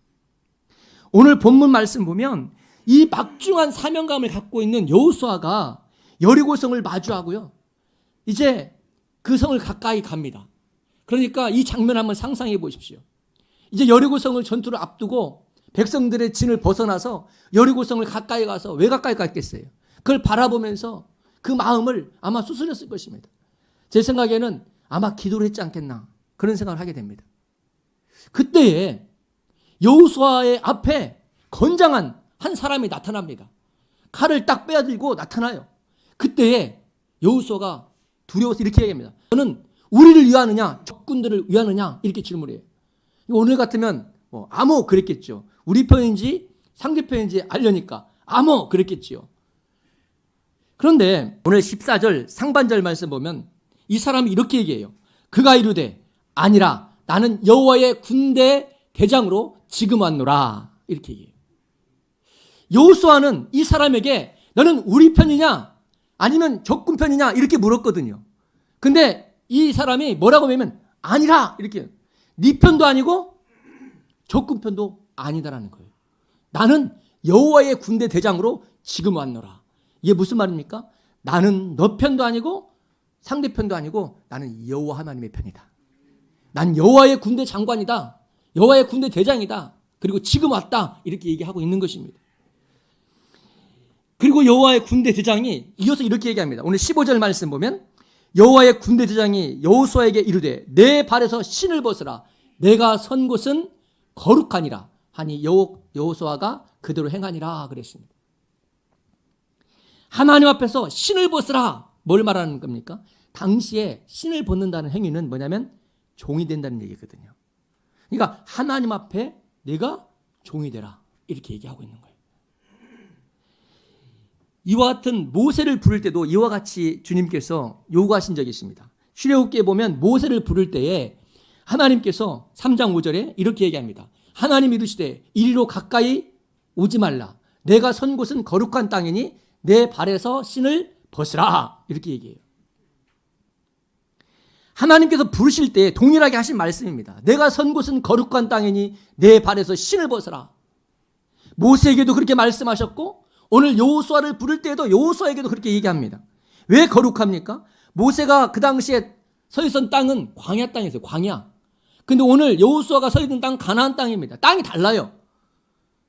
근데 왜 내가 선 곳은 거룩한 땅이라고 말씀하고 계시느냐 하는 것입니다. 이건 상징적인 거죠. 지금 네가 발로 듣고 있는 그 땅을 얘기하는 것이 아니라 하나님과 함께 살아가는 그 땅, 하나님과 살아가는 그 인생이 거룩하다는 거예요. 그러니까 너의 인생은 이제부터 구별된 인생이다. 그러므로 나의 종이 되라. 이렇게. 나의 백성이 되라. 이렇게 얘기하고 있는 것입니다. 내가 하나님과 함께 살아가려면 하나님과 동행하려면 먼저 내 발에서 신을 벗어야 된다. 이렇게 얘기하는 것입니다. 이 말은 무슨 말입니까? 네가 하나님의 통치를 받으며 하나님의 다스림을 받으며 하나님 나라를 살아가려면 하나님 앞에 나와서 하나님 앞에 순종해야 한다. 이걸 이야기해 주고 있는 것입니다. 하나님의 세상을 창조하실 때 하나님 나라를 건설하려는 목적을 가지고 창조하셨어요. 그리고 모든 만물을 창조하신 다음에 하나님의 형상을 따라 만든 사람에게 하나님께서 통치할 수 있는, 다스릴 수 있는 그 권한을 위임하셨습니다. 그래서 사람은 하나님과 같이 모든 만물을 다스릴 수 있는 힘을 얻은 거예요. 그런데 이건 하나님의 영광을 위해서 우리가 위임받은 권한이거든요. 근데 인간은 스스로 왕이 되려고 하는 거예요. 스스로 하나님처럼 되려고 하는 거예요. 이것을 타락이라고 얘기하는 것입니다. 오늘날 내 안에서 자꾸 왕이 되려고 하고 군림하려고 하고 갑질하려고 하는 이 속성이 막 나온다. 그럼 내 안에 뭐가 충만해요? 죄가 충만한 거예요. 죄성이 충만하면 나도 모르게 자꾸 이렇게 군림하려고 그래요. 그리고 내 스스로 내 이름을 드러내려고 합니다. 이 바벨탑 사건 아닙니까? 바벨탑 사건이 왜 그래? 스스로 자기들의 이름을 높이려고 쌓았던 것이 뭐예요? 바벨탑입니다. 하나님은 그것을 무너뜨리는 거예요. 타락한 죄의 속성은 그거예요. 내가 왕이 되려고 하는 거예요. 자꾸. 그리고 내 이름을 드러내려고 하는 것입니다. 그러나 하나님의 자녀들, 하나님의 사람들은 하나님의 통치를 받으려고 해요. 하나님의 말씀에 순종하고 하나님의 명령을 지키고 하나님의 자녀로서 그렇게 살아가려고 하는 것입니다. 바라기는 저와 여러분이 하나님의 자녀로서 하나님의 통치를 받아가는 저와 여러분 되기를 주님으로 축원합니다. 이게 복받은 사람들이에요. 그 하나님의 통치를 받고 하나님의 다스림을 받으려는 그 자세에서 위임된 하나님의 권한이 나로부터 행세할 때 하나님 역사하는 겁니다. 그래서 우리가 이걸 잃어버리면 안 돼요. 그래서 오늘 모세나 여호수아에게 내가 선 곳은 거룩하니 내 발에서 신을 벗으라 이렇게 말씀하신 것은 뭐냐면 내가 앞으로 살아가는 너의 인생은 거룩한 인생이 될 것이다. 하나님이 함께하는 인생이 될 것이다. 그렇기 때문에 내 발에서 신을 벗으라. 너의 계획, 너의 생각이 앞서지 않도록 해라. 누구 생각이 앞서야 됩니까? 하나님의 생각. 하나님의 계획이 앞서야 된다라는 것이에요. 오늘 본문에서 여호수아가 가나안 땅을 정복해야 하는 전쟁을 해야 하는 그런 상황에 놓여 있습니다. 적과 꿀이 흐르는 축복의 땅을 차지해야 하는 막중한 사명감을 가지고 있는 여호수아입니다. 그런데 이 전쟁을 여호수아가 직접 싸워야 한다고 생각하니까 얼마나 두려웠겠습니까? 그곳에는 헷 족속이 있었고요. 가나안 족속이 있었고요. 병거가 있었고 거대한 민족이 있었습니다. 그러니까 그들을 정복한다고 생각하니까 얼마나 두렵고 또 마음이 찹찹했겠냐 이 말이죠. 그런데 보십시오. 이 축복의 땅을 주시겠다고 약속하신 분이 누굽니까? 하나님이시잖아요. 이스라엘 백성들이 애굽에 있을 때 하나님께서 부르시면서 내가 약속한 땅으로 가라고 말씀하셨어요. 내가 너희들 적과 꿀을 흐르는 땅으로 인도해 주겠다. 이스라엘 백성들이 하나님 나에게 적과 꿀을 흐르는 땅을 주십시오라고 말한 적이 없어요. 하나님이 약속하신 거예요. 내가 줄게. 그러니까 이 가나안 땅이 적과 꿀이 흐르는 땅이라면 이거 누가 줘야 됩니까? 하나님이 주셔야 되는 거예요. 거기에 거민 있고 악한 민족이 있으면 그걸 누가 싸워서 이겨야 됩니까? 하나님이 싸워서 이겨야 되는 거예요. 하나님이 싸워서 이기고 그것을 정복해서 이스라엘 백성들에게 줘야 되는 것이 맞습니다. 그러니까 이 싸움은 여호수아의 싸움이 아니라 하나님의 싸움이에요. 그래서 오늘 하나님은 이 약속을 이행하기 위해서 하나님께서 이 약속을 지키기 위해서 여호와의 군대 대장을 파견한 거예요. 그렇기 때문에 여호수아가 당신은 우리 편입니까? 적군 편입니까? 이렇게 물었을 때 아니다라는 거예요. 나는 너를 위해 싸우는 것이 아니라 하나님의 군대 장관으로 군대 대장으로 하나님을 위해서 싸우러 왔다 이렇게 얘기하는 것입니다. 그러면 여호수아가 할 일은 무엇입니까? 순종하는 것밖에 없어요. 하나님의 편에서 하나님의 편에 하나님의 그 거룩한 영적 군대에 내가 동참하는 그것만 하면 되는 거예요. 모든 전략과 계획과 이 모든 것은 누가 합니까? 하나님이 하시는 거예요. 그런데 오늘 여호수아는 이 전쟁이 자신이 싸워야 되는 전쟁으로 오해를 한 거예요. 그러니까 두려운 거고, 그러니까 답답한 거고, 이 두려움은 아무것도 못하게 하는 발목을 잡는 일을 하게 만드는 것입니다. 우리는 오늘 내 발에서 신을 벗으라는 하나님의 말씀을 기억해야 합니다. 종은 계획하는 자가 아닙니다. 종은 주인의 말에 순종하는 자예요. 계획은 누가 합니까? 하나님이 하시는 거예요.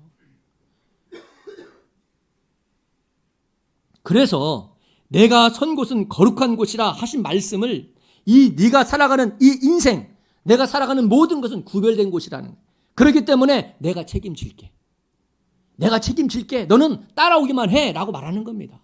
너의 인생 이제부터는 거룩한 인생이 될 거야. 그러니까 내가 너의 모든 인생에서 악한 권세와도 싸울 것이고 어려운 것도 싸울 것이고 그럴 테니 너는 나만 따라오면 돼 라고 말씀하고 있는 것이에요.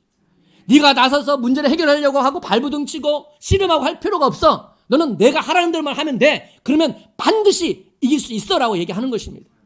하나님의 군대는 패함이 없는 줄 믿습니다. 하나님은 반드시 승리할 줄 믿습니다. 그렇기 때문에 우리가 필요한 것은 뭐냐면 하나님을 향한 절대적인 믿음만 필요한 거예요. 그 하나님을 향한 믿음만 있으면 그 거룩한 사람의 싸움에 우리는 동참만 하면 돼요. 그리고 하나님께서 진격하라고 하면 진격하고 멈추라면 멈추고 그 음성을 듣는데 우리가 집중하면 되는 겁니다. 미국의 16대 대통령이 링컨입니다. 이 링컨 대통령의 일화가 하나 있습니다. 이 링컨 대통령은 미국의 남부 지역에 있는 켄터키 지역의 출신입니다. 16대 대통령이 된 링컨은 보수 공화당 출신임에도 불구하고 남부 지역에서 남부주에서 반대하는 노예제도 개선을 선언합니다. 그리고 북부를 정치 기반으로 두고 있는 민주당을 설득을 해요. 그리고 포섭을 하고요. 남부 지역에도 이야기를 합니다. 그런데 8개의 남부 지역에 있는 주가 반대를 하다가 4개 주가 동의를 하고 4개 주가 동맹을 맺어가지고 링컨을 공격을 합니다. 그래서 남북 전쟁이 시작됩니다. 수세에 몰린 링컨은 국민들에게 이렇게 요구합니다. 7만 5천 명의 자원군을 우리에게 보내주세요 라고 얘기합니다. 이렇게 열세에 몰린 북군은 상황을 반전을 노리기 위해서 링컨은 수없이 노력을 합니다. 어느 날 링컨이 열세에 몰려있는 병사들이 기도하는 소리를 들었습니다. 주님, 우리 편이 되어서 싸워주십시오. 그래서 우리가 이기게 해주세요 라는 기도 소리를 들었습니다. 이 이야기를 듣고 링컨의 연설 가운데 이런 이야기가 있습니다. 여러분, 하나님께서 우리 편이 되어달라고 기도하지 마십시오. 우리가 하나님 편에 서 있는지 기도하십시오. 왜 이렇게 연설을 했을까요? 링컨은 지금 자신이 싸우고 있는 이 남북 전쟁, 노예 해방을 위한 전쟁이 자기의 명예와 자기의 욕망을 위한 전쟁이 아니라 하나님이 원하시는 하나님의 전쟁이라고 생각한 것입니다. 그 하나님의 거룩한 전쟁에 링컨이 지금 동참하고 있다, 참여하고 있다, 이렇게 생각하고 있는 것입니다. 하나님의 군대는 어떤 싸움이든 패하는 법이 없습니다. 그래서 하나님의 편에 내가 서서 싸울 때 우리는 날마다 승리를 경험할 줄 믿습니다. 그래서 내가 하나님 편에서 싸우고 있는 것인지를 확인해야 돼요. 지금 내가 하나님 편에서 하나님의 뜻을 위해서 내가 순종하고 있는지를 확인합니다. 언제나 하나님의 뜻이 이루어지기 때문에 하나님의 싸움은 반드시 승리하기 때문에 그렇습니다. 오늘 본문에서 여호와의 군대 제장이 나는 여호와의 군대 제장으로 이제 왔노라 하신 말씀을 했을 때에 여호수아가 이렇게 반응합니다. 14절 하반절에 여호수아가 얼굴을 땅에 대고 엎드려 절하고 그에게 이르되 내 주여 종에게 무슨 말씀을 하려 하시나이까, 이렇게 얘기해요. 얼굴을 땅에 대고 엎드려 절했다. 이 말은 무슨 말이냐면 하나님에 대한 절대적인 신뢰를 얘기하는 거예요. 내가 하나님에 대한 절대적인 믿음을 이야기하는 거예요. 그리고 주의 종에게 말씀하여 주십시오. 무슨 말씀을 하려고 합니까? 이렇게 묻는 겁니다. 하나님의 사람들에게 필요한 것은요, 하나님의 약속에 대한 절대적인 믿음으로 순종하는 것이 필요한 겁니다. 하나님이 나를 반드시 이기게 하시고 하나님이 나를 반드시 축복할 것이라는 그 절대적인 믿음만이 우리가 하나님의 말씀에 순종할 수 있는 힘을 갖게 하는 것입니다. 그래서 믿음이 이기는 거예요. 이 험한 세상 가운데 악한 영들이 우리의 인생을 무너뜨리고 넘어뜨리려고 얼마나 우는 사자처럼 삼킬 자를 찾고 있습니까? 여러분 앞에 수없이 인생 가운데 다가오는 것이 문제투성이지 않습니까? 그 수많은 문제들을 누가 가져온 겁니까? 이 세상에 우리의 잘못도 있지만 악한 영들이 배달해 온 것들이 너무나 많아요. 그때마다 우리는 좌절하고 낙심하며 쓰러지려고 합니다. 그때 우리가 지켜야 될 것은 뭐냐면 하나님에 대한 절대적인 신뢰, 믿음입니다. 그 하나님을 믿음으로 승리하는 저와 여러분 되기를 주님은 축원합니다. 그러므로 요한 1서 5장 4절 말씀 보면 무릇 하나님께로부터 난 자마다 세상을 이기느니라. 세상을 이기는 승리는 이것이니 우리의 믿음이니라 그랬습니다. 하나님에 대한 절대적인 신뢰, 그 믿음만이 세상을 이길 수 있습니다. 우리 앞에 어떤 환경과 여건이 나온다 할지라도, 악한 영들이 우리를 어떻게 휘감고 쓰러뜨리려고 한다 할지라도 우리가 하나님을 향한 절대적인 믿음만 있다면 쓰러지지 않을 수 있습니다. 그러므로 하나님 앞에 바짝 얼굴을 대고 엎드려서 하나님의 음성을 듣는 저와 여러분이 되기를 주님은 축원합니다. 그것이 기도예요. 하나님 말씀해 주십시오. 나의 앞에 이런 상황이 있습니다. 하나님, 내 앞에 이런 두려움이 있습니다. 하나님, 내게 어떤 것을 원하십니까? 말씀하시옵소서. 사랑하는 성도 여러분, 참 신앙이라는 것은 내 삶 속에서 어떤 문제 앞에서 내가 하나님 편에서 생각하고 있는지, 내가 하나님 편에서 순종하고 있는 것인지를 생각하는 것입니다. 바라기는 여러분의 개인이나 여러분의 가정이나 여러분의 자녀들에게 항상 하나님이 원하시는 것이 무엇인지를 기도하고 하나님께서 원하시는 것에 순종하려고 몸부림치는 그러한 참 신앙이 있기를 주의 이름으로 축원합니다. 오늘 본문을 통해서 하나님께서 우리에게 하시고자 하시는 말씀은 바로 이런 것이에요. 신앙이라는 것은 내가 내 필요를 채우는 것이 우선순위가 아니라 하나님의 뜻에 순종하는 것이 참 신앙이고 참 믿음입니다. 그렇게 순종했을 때 비록 힘들게 보이고 어렵게 보인다 할지라도 반드시 하나님은 모든 것들을 합력하여 선을 이루어서 우리에게 축복하실 줄 믿습니다. 우리는 그 믿음을 가지고 살아가는 거예요. 우리의 믿음은 하나님이 기뻐하는 것이 무엇인지, 하나님이 원하시는 것이 무엇인지를 깨닫고 뚜벅뚜벅 걸어가는 것입니다. 그러면 하나님이 다스리시는 그 삶이 거룩한 땅이 되어서 하나님께서 반드시 승리할 줄 믿습니다. 이스라엘 백성들이 축복의 땅을 앞에 두고도 두려워했습니다. 불안해했습니다. 큰 축복의 땅인 것을 알고도 두려워했어요. 왜냐하면 이 축복을 내가 싸워서 얻어내야 되는 줄 알았어요. 이 축복의 땅을 내가 싸워서 쟁취해야 되는 축복인 줄 알았습니다.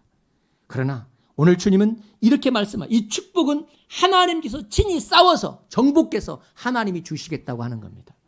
그러므로 이스라엘 백성에게 필요한 것은 그 말씀에 대한 신뢰를 가지고 순종하는 거예요. 이것이 필요한 겁니다.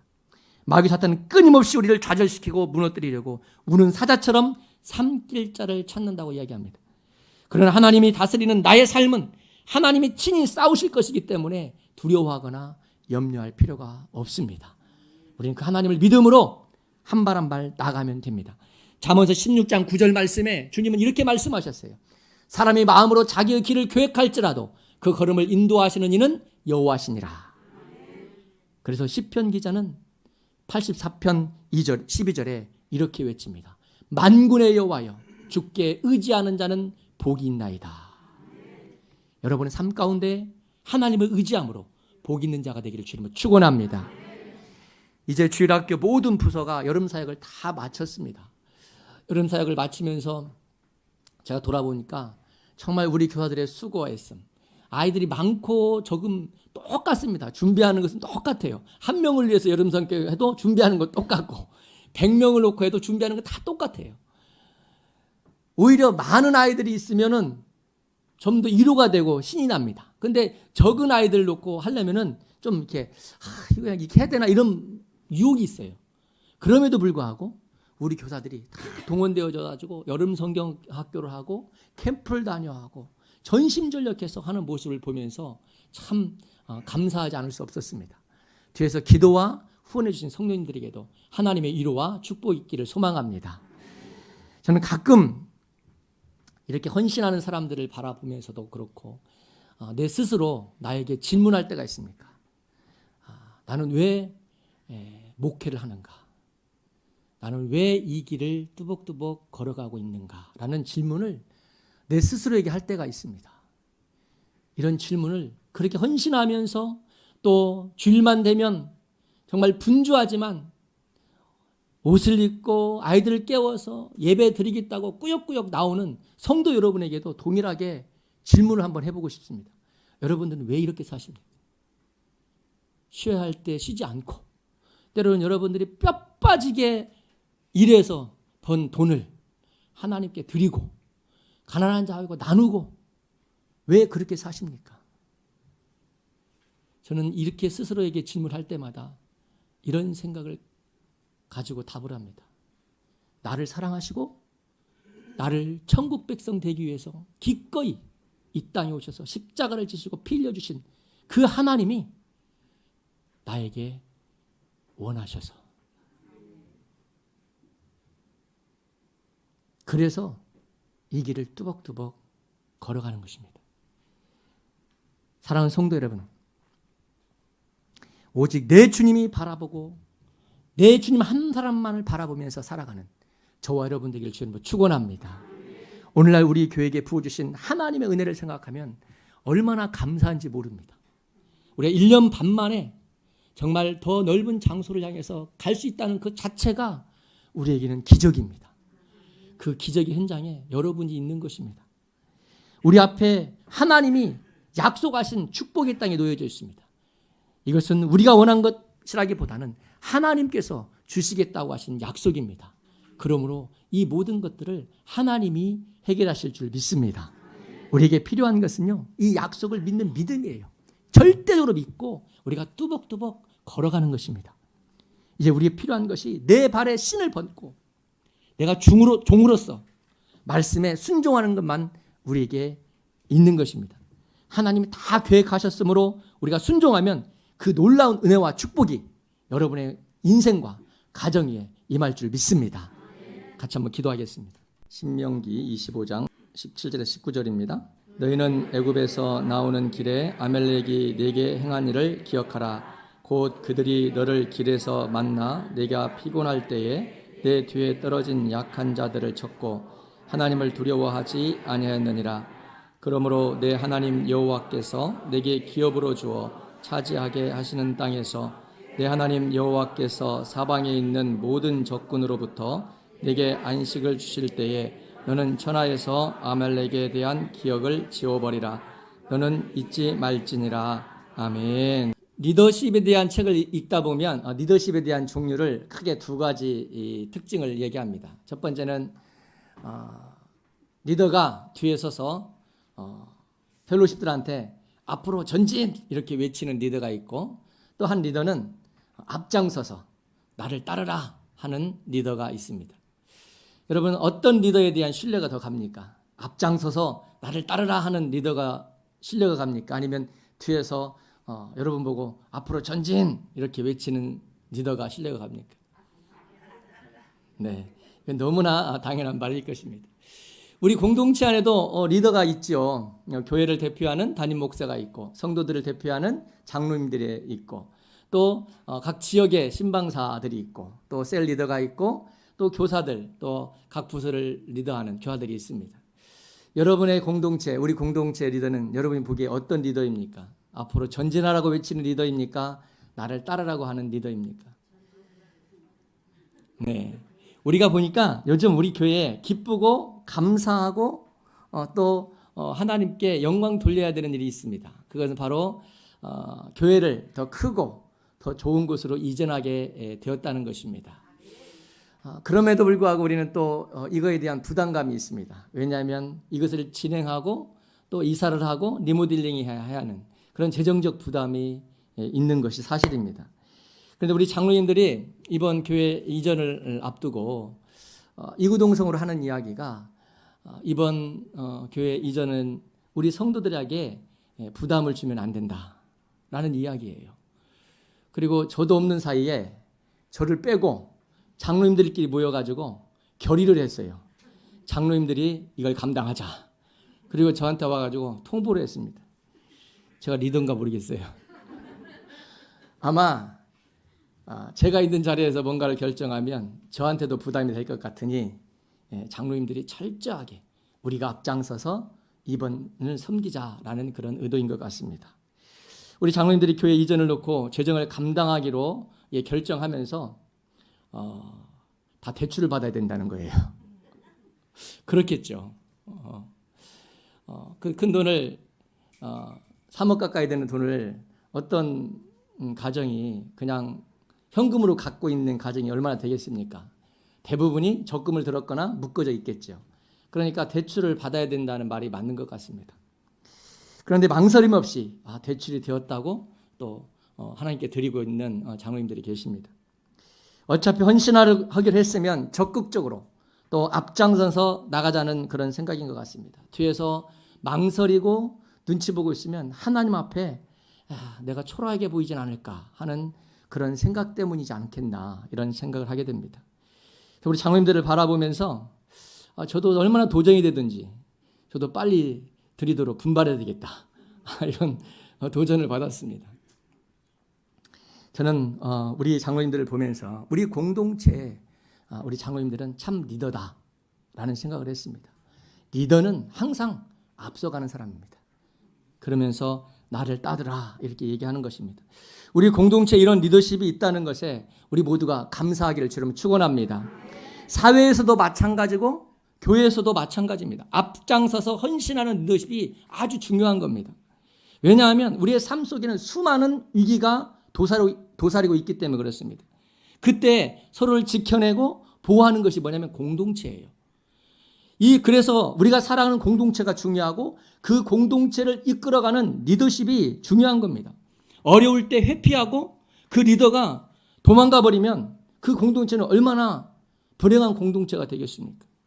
오늘날 전 세계가 경제 위기라고 몸살을 앓고 있습니다. 우리 국민들은 대통령을 향해서 끊임없이 묻습니다. 어떻게 하면 좋겠냐고, 어떻게 할 것이냐고. 그런 대통령이 모르겠다고, 방법을 못 찾겠다고 그러면 얼마나 국민들이 불안하겠어요. 리더라는 것은 그것이 가능한지 안 가능한지 분별하면서도 희망을 주는 게 리더입니다. 그러기 위해서는 앞장서서 나가는 것이 리더예요. 우리나라도 예외 없이 요즘에 경제 위기 가운데에 달러가 상승하면서 많이 힘들어하는 기업들이 많습니다. 또한 기후 위기 때문에 우리나라가 갑자기 동남아가 된 것 같아요.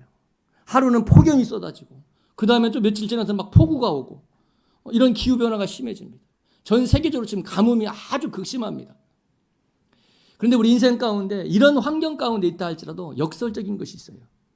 환율이 오르니까 누가 호재를 만납니까? 수출하는 기업은 호재입니다. 달러 가치가 오르니까 호재예요.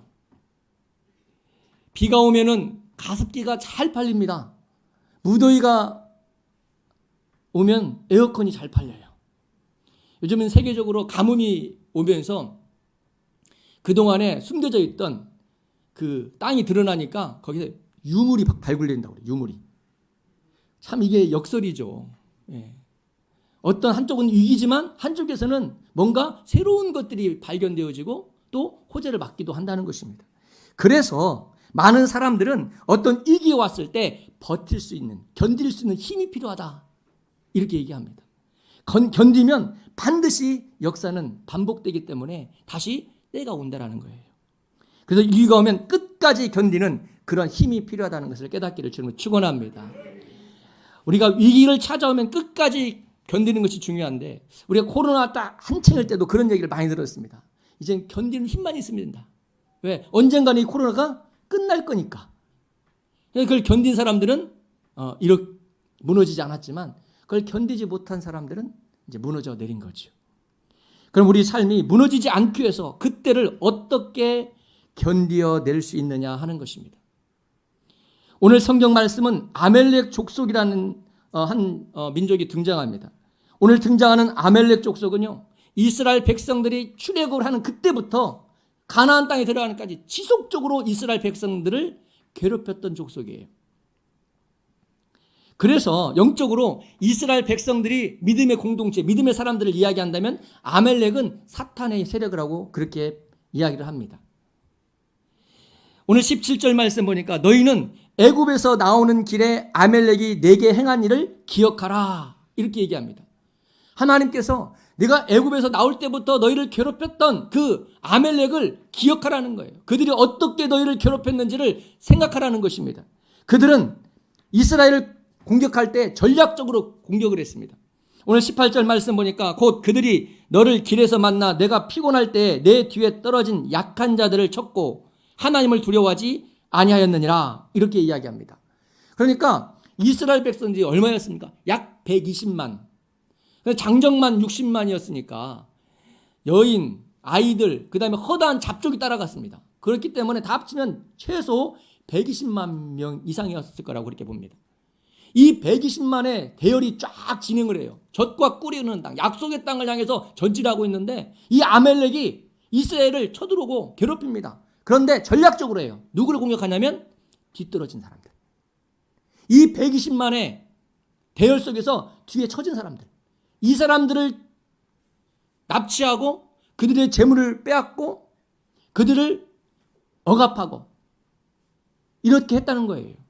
이것을 기억하라는 거예요. 오늘 주님께서 오늘 사는 우리에게 이걸 기억하라는 거예요. 아멜렉이 어떻게 너희들을 괴롭혔는지를 기억하라는 거예요.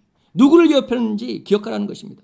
우리가 주목할 것은 아멜렉의 표적을 삼은 것이 누구냐라는 거예요. 오늘 성경은 어떤 사람입니까? 대열에서 이탈되는 사람들. 뒤떨어진 사람들을 아멜렉이 공격의 표적으로 삼았다. 이걸 기억하라는 것입니다.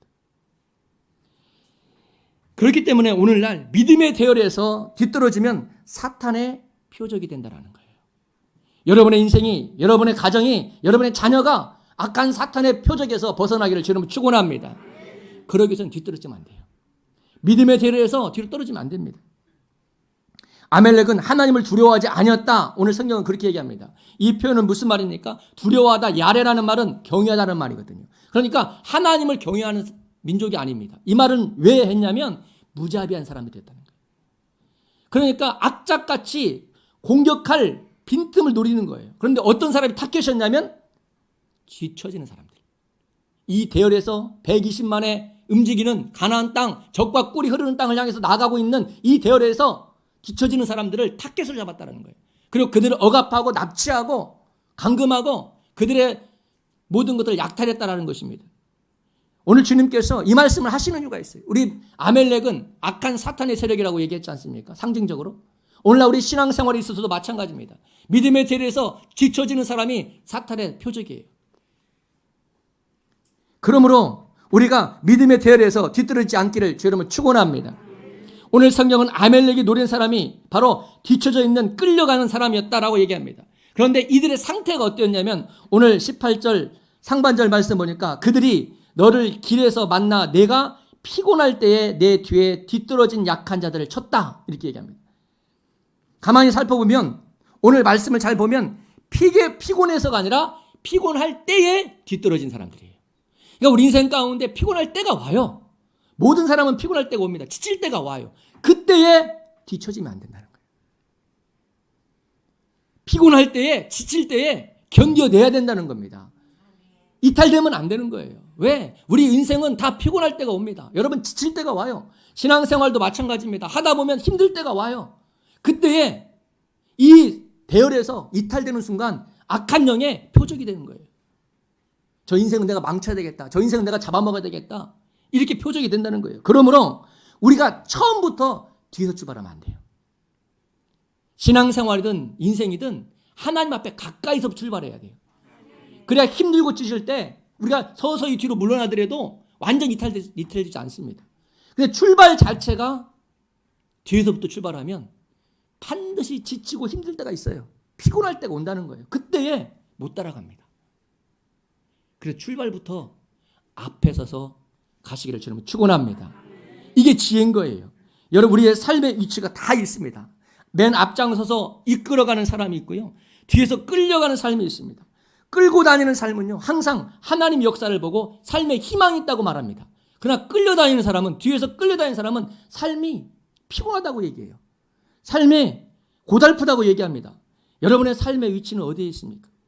신앙생활에 있어서도 앞장서서 하는 사람이 있고 끌려다니면서 신앙생활을 하는 사람이 있습니다. 믿음으로 앞장서서 사는 사람은요. 하나님의 역사를 경험을 해요. 하나님 일하는 것을 봐요. 그것 때문에 세임을 얻습니다. 똑같은 환경인데 앞에서 하나님 가까이에서 하나님의 역사하심과 기적을 바라보며 살아가는 사람들은 힘이 납니다. 그런데 뒤에서 살아가는 사람들, 끌려다니는 사람들은 하나님 역사를 보지 못하는 거예요. 그냥 소식으로만 들어요. 아 그렇다더라. 어떤 사람들은 날마다 하나님께 감사하며 하나님 역사를 이야기하며 체험하며 살아갑니다. 그런데 뒤에서 살아가는 사람들은 그것을 이야기만 듣고 살아가요. 그럼 피곤하고 지칠 때에 뒤에 처지는 것입니다. 우리가 오병이어 기적을 잘 알고 있지 않습니까? 물고기 2마리와 보리떡 5개로 몇 명을 먹였습니까? 5,000명을 먹였어요. 그것도 장정만. 그러니까 여인과 아이들을 다 포함하면 적어도 10,000명 정도는 됐을 것이다. 이렇게 이야기를 합니다. 그러니까 물고기 2마리와 보리떡 5개로 이 장정만 5,000명을 먹인 이 사건에 실제로 경험하고 실제로 피부로 느꼈던 사람이 몇이나 됐겠습니까? 첫 번째는 그 떡을 나누었던 제자들이 봤겠죠. 경험했겠죠. 5,000명을 먹였어. 왜? 내가 나눠주면 또 생기고 나눠주면 또 생기고. 이건 놀라운 기적이었어. 경험했습니다. 두 번째 목격한 사람은 예수님 가까이 있었던 사람. 직접 보고 있는 사람. 그런데 이 10,000명이라는 군중 속에서 맨 뒤에 있는 사람은 받겠습니까? 못 받겠습니까? 먹으면서도 이게 어떻게 된 거야? 물고기 2마리와 보리떡 5개로 지금 이렇게 된 거야? 에이, 이게 설마. 아니 그렇다니까? 그래? 아 그런가 보다. 이런 거예요. 그러니까 신앙생활에 있어서 하나님 앞에 가까이 가서 신앙생활을 하는 사람하고 멀리서 신앙생활을 하면 이런 차이가 있는 거예요. 우리 인생에는 신앙생활이나 삶이나 반드시 피곤할 때가 와요. 지칠 때가 옵니다. 그때 견뎌내는 사람이 누구냐면 앞에 있는 사람, 하나님께 가까이 있는 사람이 그걸 견뎌내는 줄 믿습니다. 그래서 주님께서 우리의 삶의 위치를 뒤에 두지 말라는 거예요. 하나님 앞에 가까이, 여러분의 삶의 위치, 여러분의 신앙의 위치를 앞으로 옮기시기를 주님은 축원합니다. 그래 여러분들이 사는 거예요. 그러므로 오늘날 누가 믿음이 크냐, 누가 신앙생활을 잘하느냐 하면 하나님과 동행하는 사람이에요. 하나님 중심, 말씀 중심, 교회 중심으로 그렇게 철저히 살아가는 그런 가정, 그런 사람, 그런 자녀들이 믿음이 크고 신앙생활을 잘하는 것입니다. 여러분의 신앙생활에 모양만 있고 경건의 모양은 있으나 경건의 능력을 부인하는 그런 삶이 되지 않기 위해서는 여러분의 삶의 위치를, 신앙생활의 위치를 하나님 앞에 더 가까이 앞에 놓으시기를 주님 축원합니다. 오늘 우리 인생에 피곤할 때가 있어요. 그럴 때 피곤이 느껴지지 않고 견뎌내는 힘이 필요한 것입니다. 갈라디아서 6장 9절 말씀 보니까 우리가 선을 행하되 낙심하지 말지니 포기하지 아니하면 때가 이름에 거두리라 그랬습니다. 낙심하다, 이게 엔카케오라는 말, 지치다는 말이거든요. 지쳐, 지치고 포기하다는 말, 나약해지다, 나른해지다, 게을러지다 이런 말이에요. 그러니까 우리가 삶을 경험해서 보면 알지만 처음에는 열정적으로 하다 보면 하다가 게을러질 때가 있어요. 그때 조심해야 돼요. 이걸 버텨내야 됩니다. 이건 믿음의 의지가 필요해요. 그래서 믿음으로 이 게으름을 이겨야 됩니다. 그래서 더 믿음으로 나가야 돼요. 그래서 더 하나님께 가까이 가야 됩니다. 그래야만이 하나님의 힘을 입어서 우리가 승리할 수 있는 것입니다. 우리가 신앙생활이나 삶이 피곤해지고 또 지치는 것이 문제인데 그때 견딜 수 있는 힘이 있다고 얘기해요. 오늘 이사야서 40장 28절에 31절 말씀 보면 제가 읽을 때 여러분 아멘 하시기 바랍니다. 너는 알지 못하느냐, 듣지 못하느냐, 영원하신 하나님 여호와 땅끝까지 창조하신 이는 피곤하지 아니하시며 곤비하지 아니하시며 명철이 한이 없으시며 피곤한 자에게는 능력을 주시며 아멘, 무능한 자에게는 힘을 더하시나니 아멘, 소년이라도 피곤하며 곤비하며 장전에 넘어지며 쓰러지되 오직 여호와를 앙마하는 자는 새 힘을 얻으리니 아멘, 독수리가 날개치며 올라감 같을 것이요 아멘, 다른 박질하여도 곤비하지 아니하겠고 아멘, 걸어가도 피곤하지 아니하리로다 아멘. 우리가 믿는 하나님을 바라보는 것이 중요한 거예요. 하나님에 가까이 나가는 게 중요한 거예요. 거기서 새 힘을 얻는 거예요. 내가 믿는 하나님을 아는 것이 중요합니다. 그 하나님을 알면 알수록 우리는 어떤 환경과 여건 가운데서도 쓰러지지 않을 수 있어요. 왜? 내 하나님을 바라보면 그 하나님은 능력이 있고 힘이 있고 못할 일이 전혀 없기 때문에, 그 하나님 다 옆에 계시기 때문에 악한 영들의 표적이 될 수가 없어요. 하나님께서 지키시는 자라는 것을 믿기 때문에 그렇습니다. 그래서 모든 신앙생활에 있어서 하나님과 바짝 붙어서 사시기를 주님으로 축원합니다. 오늘 하나님께서 19절 말씀 보니까 천하에서 아말렉에 대한 기억을 지워버리라 이렇게 말씀해요. 오늘 19절 말씀 보니까 그러므로 내 하나님 여호와께서 내게 기업으로 주어 차지하게 하시는 땅에서 내 하나님 여호와께서 사방에 있는 모든 적군으로부터 내게 안식을 주실 때에, 평화를 주실 때에 너는 천하에서 아말렉에 대한 기억을 지워버리라. 너는 잊지 말지니라. 하나님께서 승리할 때, 하나님께서 평화를 줄 때, 가나안 땅에 들어갔을 때, 축복의 땅을 주셨을 때 너 기억에서 아말렉을 지워버리라. 이 말은 무슨 말이냐면 없애버리라는 거예요. 그때 끝장내라는 겁니다. 가나안을 정복할 때 아말렉도 같이 정복하라는 거예요. 그러면 기억해야 되는 거예요. 그때까지 견뎌야 되는 거예요. 아말렉을 완전히 전멸할 때까지 견뎌야 되라는 겁니다. 그러려면 하나님을 앙망해야 돼요. 하나님과 가까이 살아야 돼요. 여러분의 인생이 하나님 앞에 가까이 가시길 주님 축원합니다. 여러분의 가정, 여러분의 자녀, 여러분의 인생이 하나님과 가까이 동행할 때에 하나님께서 지키시고 악한 사탄의 표적에서 멀어지는 거예요. 오늘 주님은 이 아말렉에 대한 이야기를 하시면서 우리의 그 말씀을 하시고자 하시는 겁니다. 이 악한 사탄이 누구를 노리느냐? 누구를 표적 삼느냐? 바로 피곤할 때에 뒤처지는 사람이다. 우리 인생은 누구나 피곤할 때가 올 것이고 지칠 때가 올 것이다. 그러나 그때 견딜 수 있는 힘이 누구한테서 오느냐? 하나님으로부터 온다는 거예요. 그래서 하나님께 가까이 하라는 것입니다. 때로는 힘이 들고 신앙생활이 피곤할 때가 옵니다. 그때 뒤떨어지지 않는 것이 중요합니다. 그러기 위해서 여러분의 삶의 위치를 뒤에서 앞으로 옮겨놓기를 주님 축원합니다. 여러분의 신앙생활의 위치를 뒤에서 하나님 가까이 앞으로 옮겨놓으시기를 주님 축원합니다. 하나님께 더 가까이 더 앞에서 헌신하며 살아갈 때 하나님과 동행하는 것입니다. 이런 말이 있어요. 앞자리는 금자리, 중간에는 은자리, 저 뒤는 똥자리. 앞이 중요하다는 거예요. 앞에서 가야 돼요. 앞에서. 누구나 다가오는 지침, 피곤함, 버거움이 있을 때가 있습니다. 그때에 견디는 힘은요, 하나님 앞에 가까이 있을 때 나오는 거예요. 그래서 여러분들이 신앙생활을 하기로 결심했거든 대충 하지 마십시오.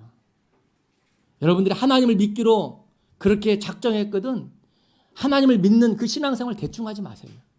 대충 하면요 힘들고 지칠 때 떨어집니다. 그때는 악한 영이 타겟이 돼요. 표적이 되는 거예요. 여러분들이 신앙생활 할 때는요 깊게 하세요. 푹 들어와서 하십시오. 여러분들이 분당 빛이 있는 교회에서 여러분의 인생을 함께 하기로 마음을 먹었거든 이제 내가 죽을 때 이 빛이 있는 교회에서 내 장례를 치러줄 것을 소망하면서 우리 모든 자자손손이 이 빛이 있는 교회에서 축복을 받고 평안을 누리기를 소망하면서 깊게 들어와서 그렇게 앞장서서 헌신하며 살아가기를 주님을 축원합니다. 그럴 때 하나님을 만나는 거예요. 그렇게 살아가는 가정이요 행복한 가정이 되고 자자손손 하나님을 놓치지 않습니다. 악한 권세의 표적에서 벗어나기 때문에 우리가 어떤 환경과 여건 가운데서 승리할 수 있는 것입니다. 그래서 여러분들이 헌신할 때는요 적극적으로 하는 거예요. 우리 청소년부 예배 찬양팀 있지 않습니까? 제가 토요일마다 목양실에서 설교 준비를 하고 이렇게 있으면 얼마나 시끄러운지 와가지고 막 찬양을 해요. 목사님 시끄러워서 죄송해요. 괜찮아. 우리 선생님들 와서 아주 토요일마다 와서 우리 경배자매 내 이름을 잘 언급 안 하는데 우리 경배자매랑 또 그 용진 형제 남편 남양주에서 오잖아요. 남양주에서. 근데 토요일 날 와가지고 우리 중고등부 찬양을 위해서 섬기기 위해서 연습을 해요. 한 3시간 하는 것 같아요. 3시간 4시간 하는 것 같아요. 그 20분 섬기기 위해서 3시간 4시간 연습을 하더라고요. 제가 바라보면서 참 귀하다. 제 모양실에서 찬양을 들으면서 하나님 이들을 기억해 주시옵소서. 그 마음이 절로 생겨요. 여러분의 인생이 목사의 마음에 또한 모든 사람들의 마음이 하나님 저 사람을 축복해 주십사라는 그런 마음이 절로 나오는 그런 삶을 살기를 주님 축원합니다. 우리 권사님 한 분이 몸이 안 좋으셔서 교회를 못 나오고 계십니다. 근데 설상가상으로 어떻게 하시다가 코로나까지 확진 판정을 받으셨어요. 그래서 기저질환이 있기 때문에 아주 위급해가지고 너무 힘들어서 응급실로 갔습니다. 그래서 제가 전화를 드렸어요. 그랬더니 전화 드려서 기도를 해드리려고 전화를 드렸는데 너무나 힘들어하셔요. 막 간호사하고 얘기하고 막 하느라고 기도도 못 해드리고 전화를 끊을 수밖에 없었습니다. 정말 고생을 많이 하신 것 같아요. 그런데 너무나 감사하게 며칠 전에 다 회복하셔서 집으로 퇴원했다는 소식을 들었습니다. 그래서 전화를 드렸어요. 권사님 괜찮으세요? 그러니까 너무 힘들었대요. 죽는 줄 알았다는 것입니다. 그런데 은혜 가운데 이렇게 회복돼서 집에 돌아올 수 있게 해서 너무나 감사하다고. 그러면 저한테 물어요. 목사님 제가 못 나가서 소식을 잘 못 들었는데 교회를 어디로 이전하시나요? 그래요. 제가 우리가 서현동으로 갑니다. 저희가 좀 가까워지나요? 멀어지나요? 그래요. 그래서 제가 가만히 보니까 한 5분 정도 가까워지는 것 같더라고요. 그래서 제가 권사님 댁에서 한 5분 정도는 가까워지는 것 같습니다. 그랬어요. 그랬더니 권사님 하실 말씀이 목사님 시간 되실 때 연락을 주시고 꼭 신방 한번 해주세요. 그래요. 그러면서 하시는 말씀이 목사님 이사가는 교회 내 자리는 내가 만들어야 되지 않겠습니까? 제가 그 말을 듣는 뭉클했어요. 교회 나오지도 못하시는 분이에요. 그런데 이사가는 그 교회 내 자리는 내가 만들어야 되지 않겠습니까? 이런 말을 하는 거예요. 그래서 속으로 하나님 우리 권사님 반드시 걸어서 당신이 만든 그 자리에 앉아서 예배할 수 있도록 해주십시오. 제가 그 마음이 딱 들었어요. 그렇게 역사할 줄 믿습니다. 우리는 하나님 앞에 가까이서 사는 것이 복입니다. 하나님께 헌신하는 것도요, 가까이 사는 거예요. 사랑하는 성도 여러분, 우리의 모든 삶은 피곤할 때가 옵니다. 그러나 그 피곤함이 피곤함으로 느껴지지 않고 또한 나약해지지 않으려면 여러분의 삶의 위치를 당겨 놓으시기를 주님은 축원합니다. 그 자리를 하나님 앞에 가까이 당겨 놓으십시오. 신앙생활의 삶도 가까이 당겨 놓으십시오. 그래야만이 여러분이 악한 사탄의 표적이 되지 않을 수 있고요. 그것에서 벗어날 수가 있는 것입니다. 그래야 여러분의 인생이 하나님과 평안을 누릴 수 있는 것이고요. 승리할 수 있는 인생이 되는 것입니다. 바라기는 여러분의 삶의 위치가 뒷자리에서 앞자리로 당겨짐으로 하나님께서 주시는 그 은혜와 축복과 평화를 누리는 저와 여러분 되기를 주님으로 축원합니다. 같이 한번 기도하겠습니다.